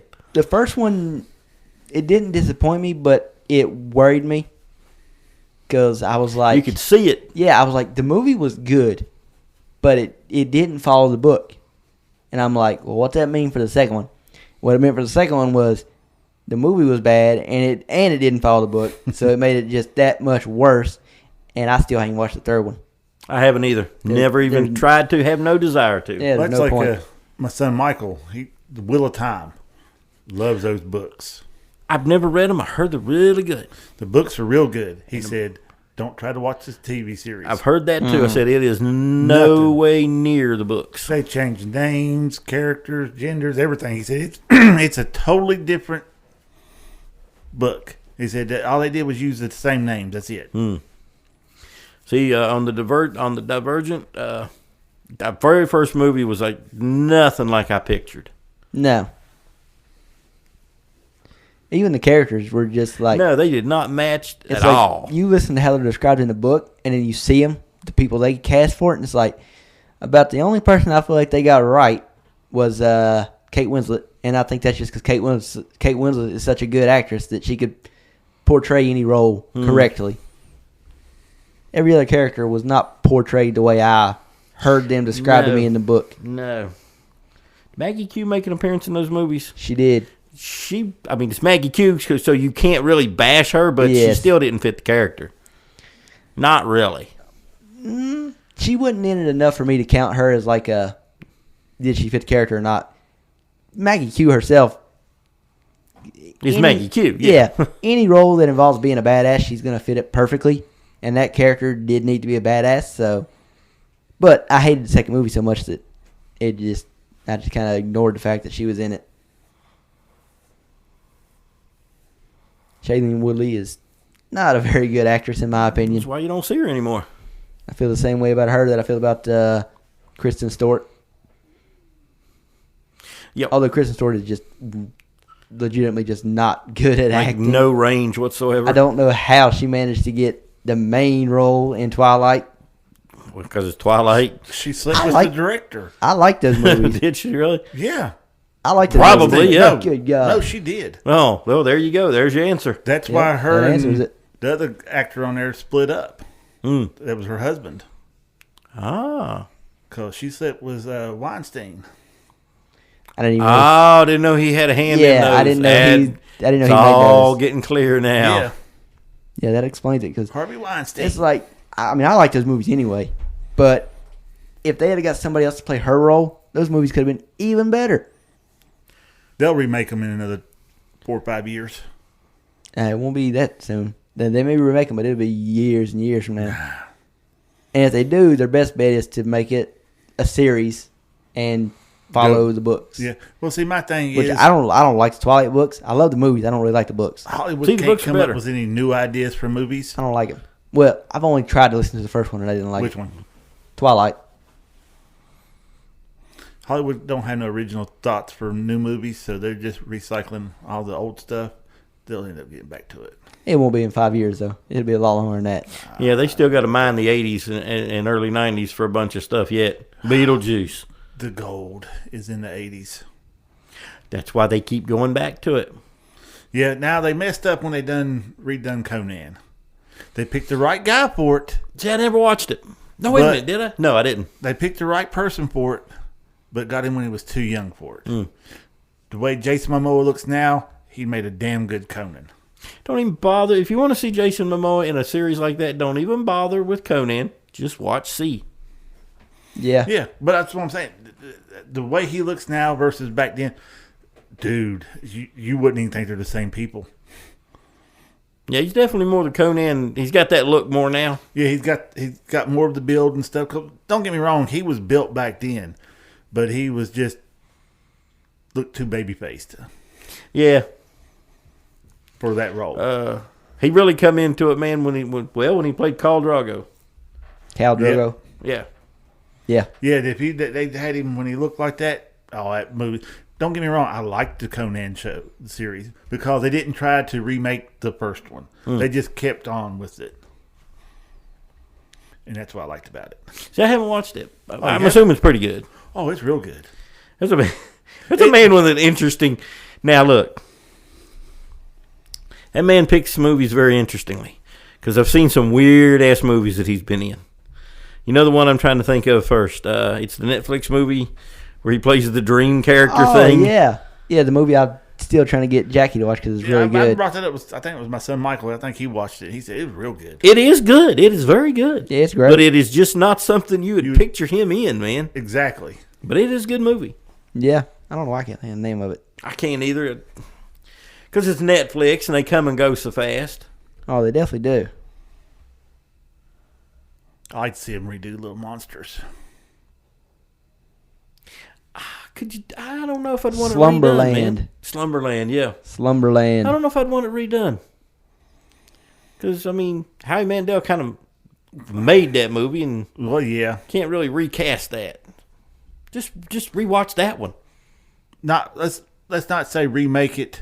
Just add on to it.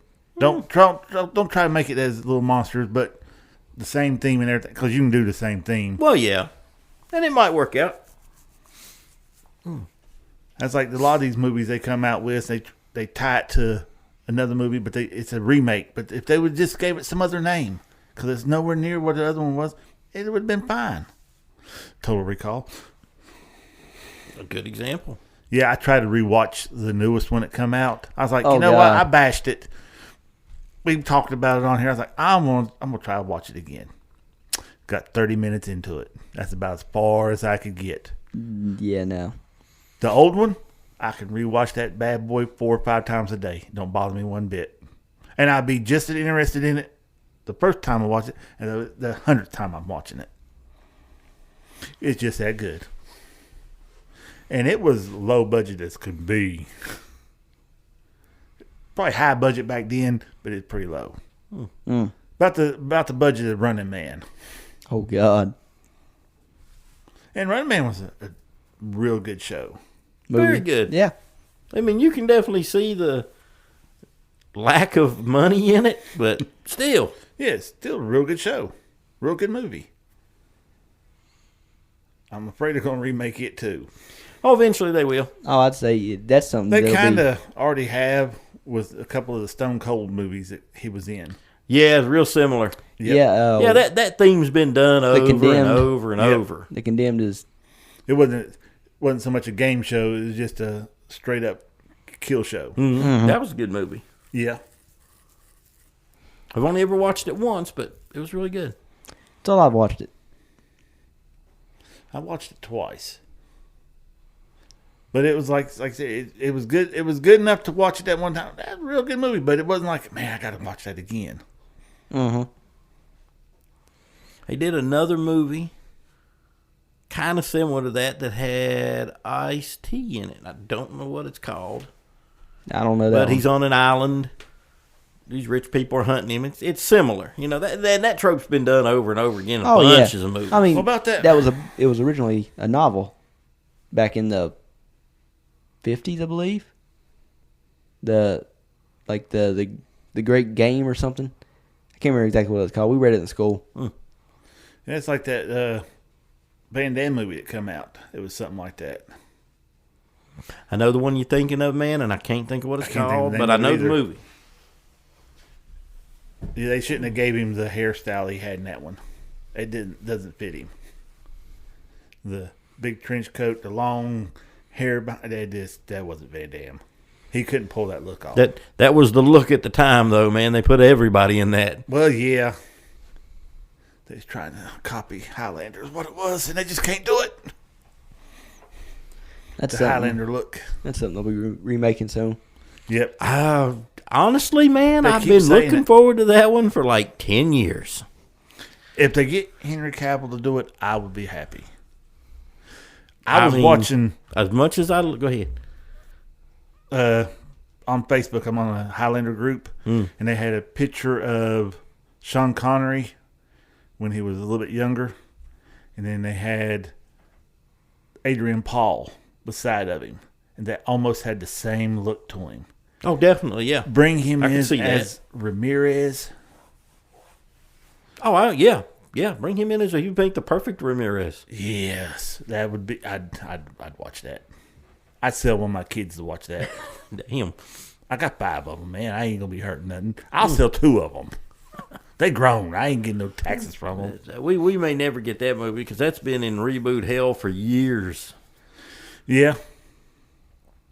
Well, that's like the Blade movie. It's been in production for 5 years. There have been people assigned to it. It's went through like 3 directors have just quit on it. Yep. Even the actor that they cast for it, I can't think of what his name is.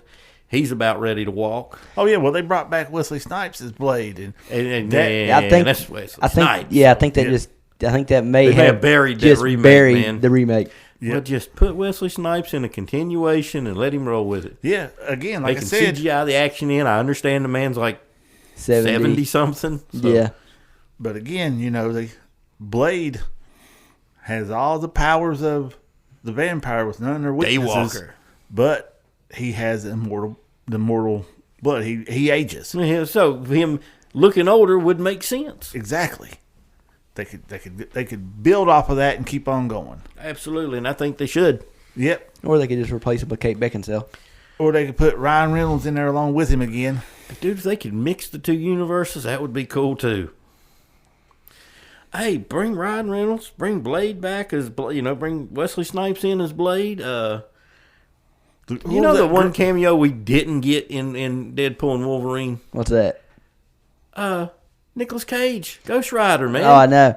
Well, that would have been great. Well, considering that supposedly Nicolas Cage is supposed to be cast for Secret Wars, he can only be playing one role, really.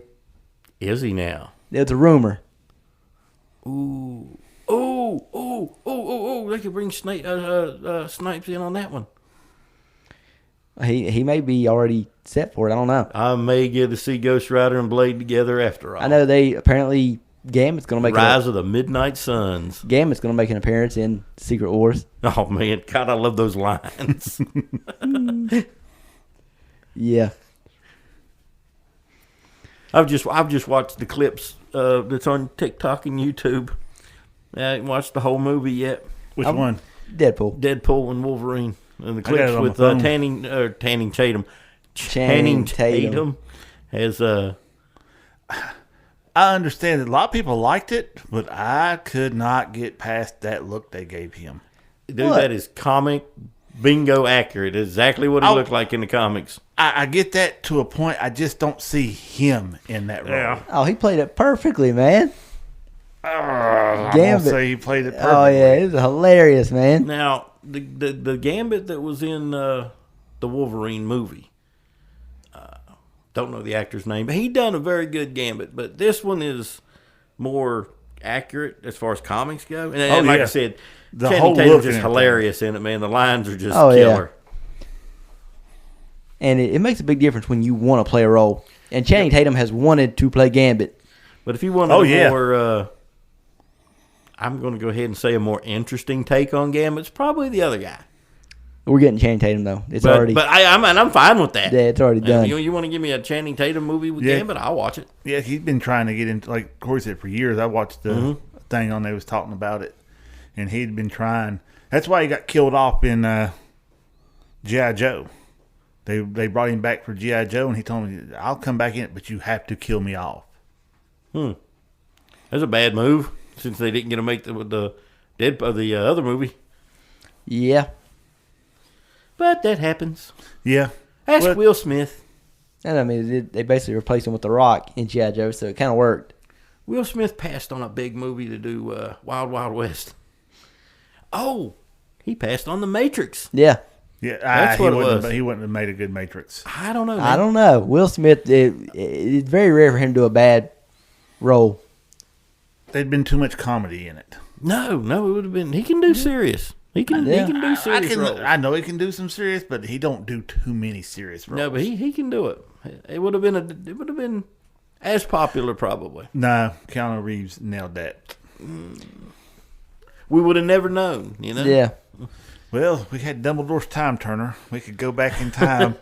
If we had Hermione's time turner, Dumbledore didn't have one. I'm telling you, he had one. But Channing Tatum. I will watch that. Message J.K. Rowling and find out if he had a time turner or not. Go ahead. You ain't gonna like the answer, but go ahead. I will. I'll message her tonight. Me and her are like this. You guys can't see, but his hands were really far apart. That's right. Until she reads it, she's like, finally somebody gets it, and then we'll be like this. No. I'll have a guest room in her castle. No.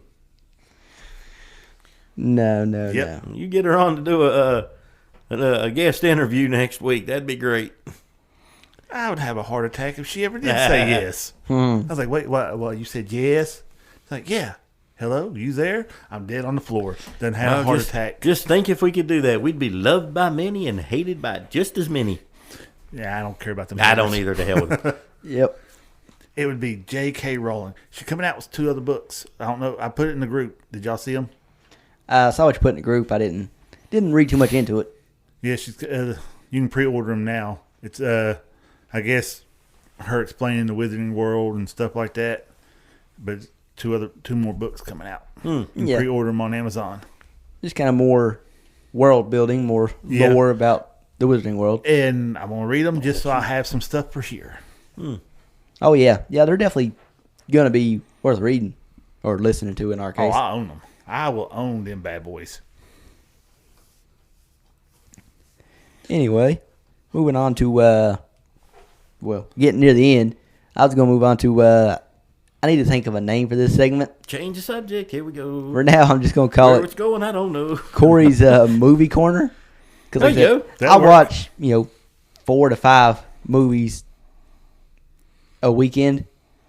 So last weekend, Corey's movie reviews, and remember, if you don't like what he likes, he don't care. That's right. Hey, I'm just gonna tell you if it's good or not.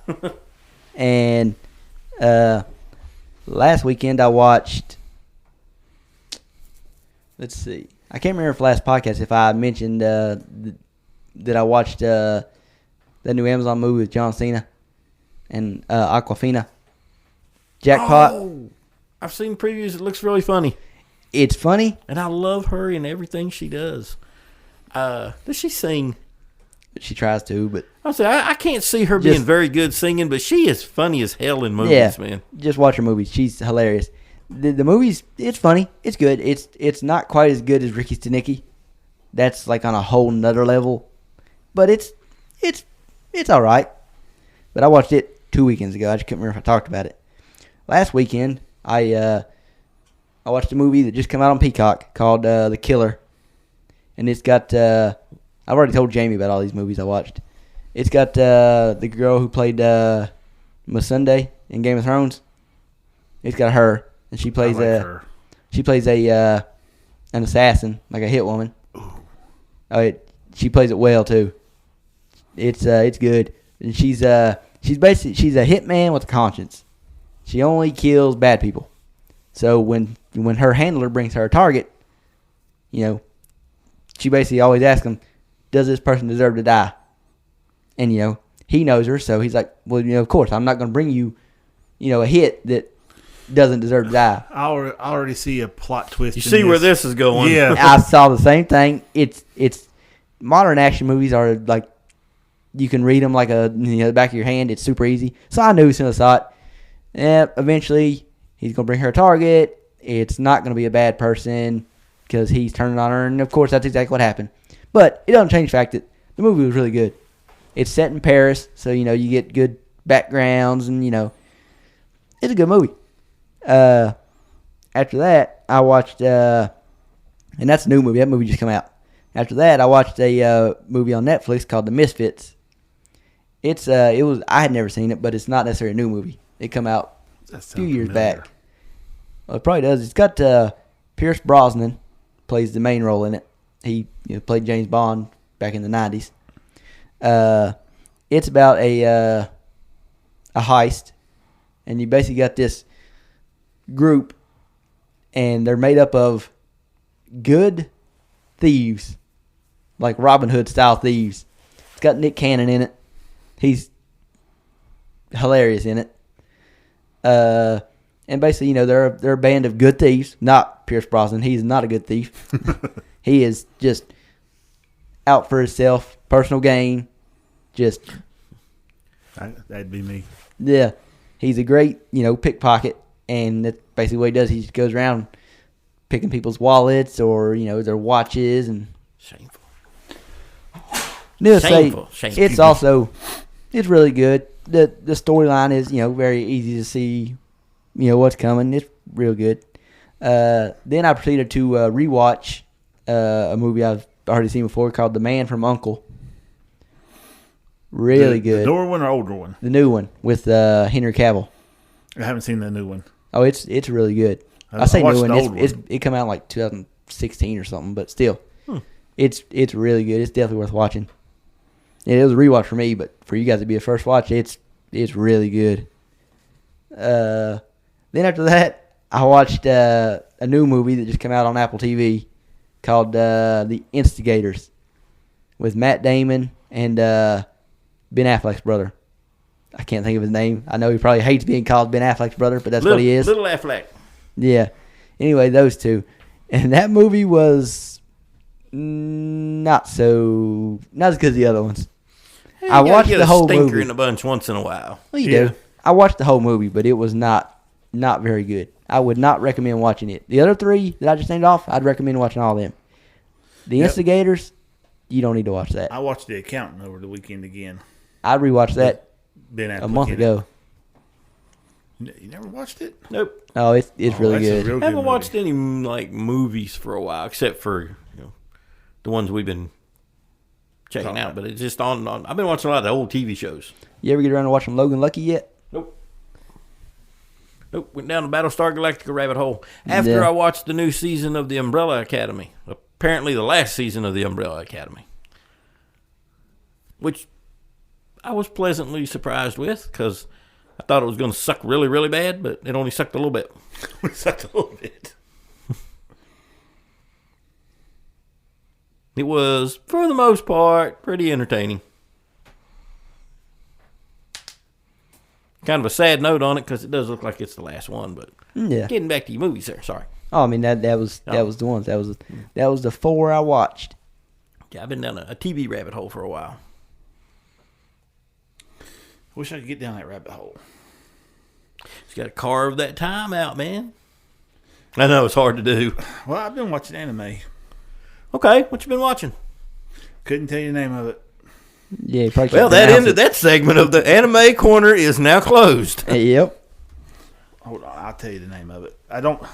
Once I start watching it, I don't. It's a golf anime. If it's not Dragon Ball Z, Did nobody you say cares. Golf? Yes, I did not think it'd be that good. He watches cooking animes. I mean, was surprisingly entertaining, honestly, man. You can't be talking about Food what Wars. are we doing? But bizarre, too. But anime is. I don't understand anime. Oh, neither do I. That's why I like it. I mean, you're the one that got me watching the Food War thing a little bit. Yeah. And Rising Impact. It goes to a segment, man, that the guy is cooking. But the reactions that he's getting from people are not food-related reactions. Yeah, they're enjoying this food lovemaking way too much. Yeah. Oh, Jesus Christ. Clothes get ripped off. I've never ate anything and stripped my clothes off. Oh, my God. No. He's thinking of maybe you have. Have you? Have I done something? I've drunk some stuff to have me take That's my clothes off. a little different. Anytime I drink a little too much, the clothes come off. So you're saying tequila makes your clothes fall off? No, I don't touch tequila. Not that much anyways. I'm more of a Crown. You don't like Crown? I don't like anything colored. That did not sound right. I was getting ready to say, God. Damn. Let me correct that. I do not like brown liquors very much. Okay, that's a little bit better. Or more to the point, my system doesn't like brown liquors very much. Love tequila. I thought you were going to say vodka. Oh, God, no. Vodka makes me nauseous, just the smell of it. Have Bad you drunk any memories. Grey Goose? No. Oh, it's pretty good. It's pretty smooth. I've tried the stuff. We're not talking about stuff in plastic bottles, are we? No, I've tried lots and lots of that. Mad Dog 2020, baby. That's where it's at. Some of the worst times I can't remember happened on Mad Dog. It's the cheapest drunk you'll ever have. Jesus. You won't remember it, but you also won't forget it. Yeah. You know something bad happened, you just don't know what it was. Oh, my God. You know something bad happened when you woke up and you're in a pile of puke in somebody else's house with no clothes Possibly in some... If you have clothes on, they're probably not yours. Yeah. What the hell?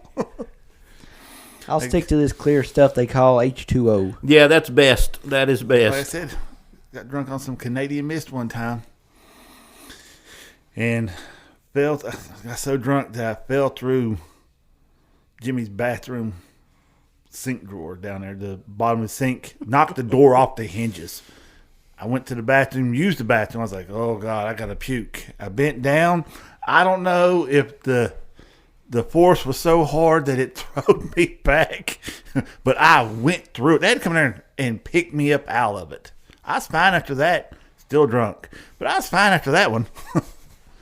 Then I woke up the next morning. Dad goes, had a little bit of fun last night? What do you mean? I done heard about you hanging out the bedroom window, puking your guts out. It happens. Somebody's mom ratted me out. Ain't gonna mention no names, Jamie. Hey. I was like, what was she doing up at 3 o'clock in the morning? Use the other end of the house, man. My bedroom was on that end of the house. Oh, it was some good times, though. That's what they had. That's when they actually had, parties and stuff down in town. And they was having a little party out there, and I downed way too much of that Canadian Mist. Went to the house, took a shower because we was out fishing all day. I got out of the bathtub, and I was like, "Whoa!" I was tore up. I was walking down the hallway, leaned against the wall. Dad goes, "You all right?" I was like, "Yeah, just." We out in that sun all day, wade fishing and stuff, just a little tired. I'm going to bed. I said, man, they're having a party out here. I'm going to go out there to this. Yeah, I should have went to bed.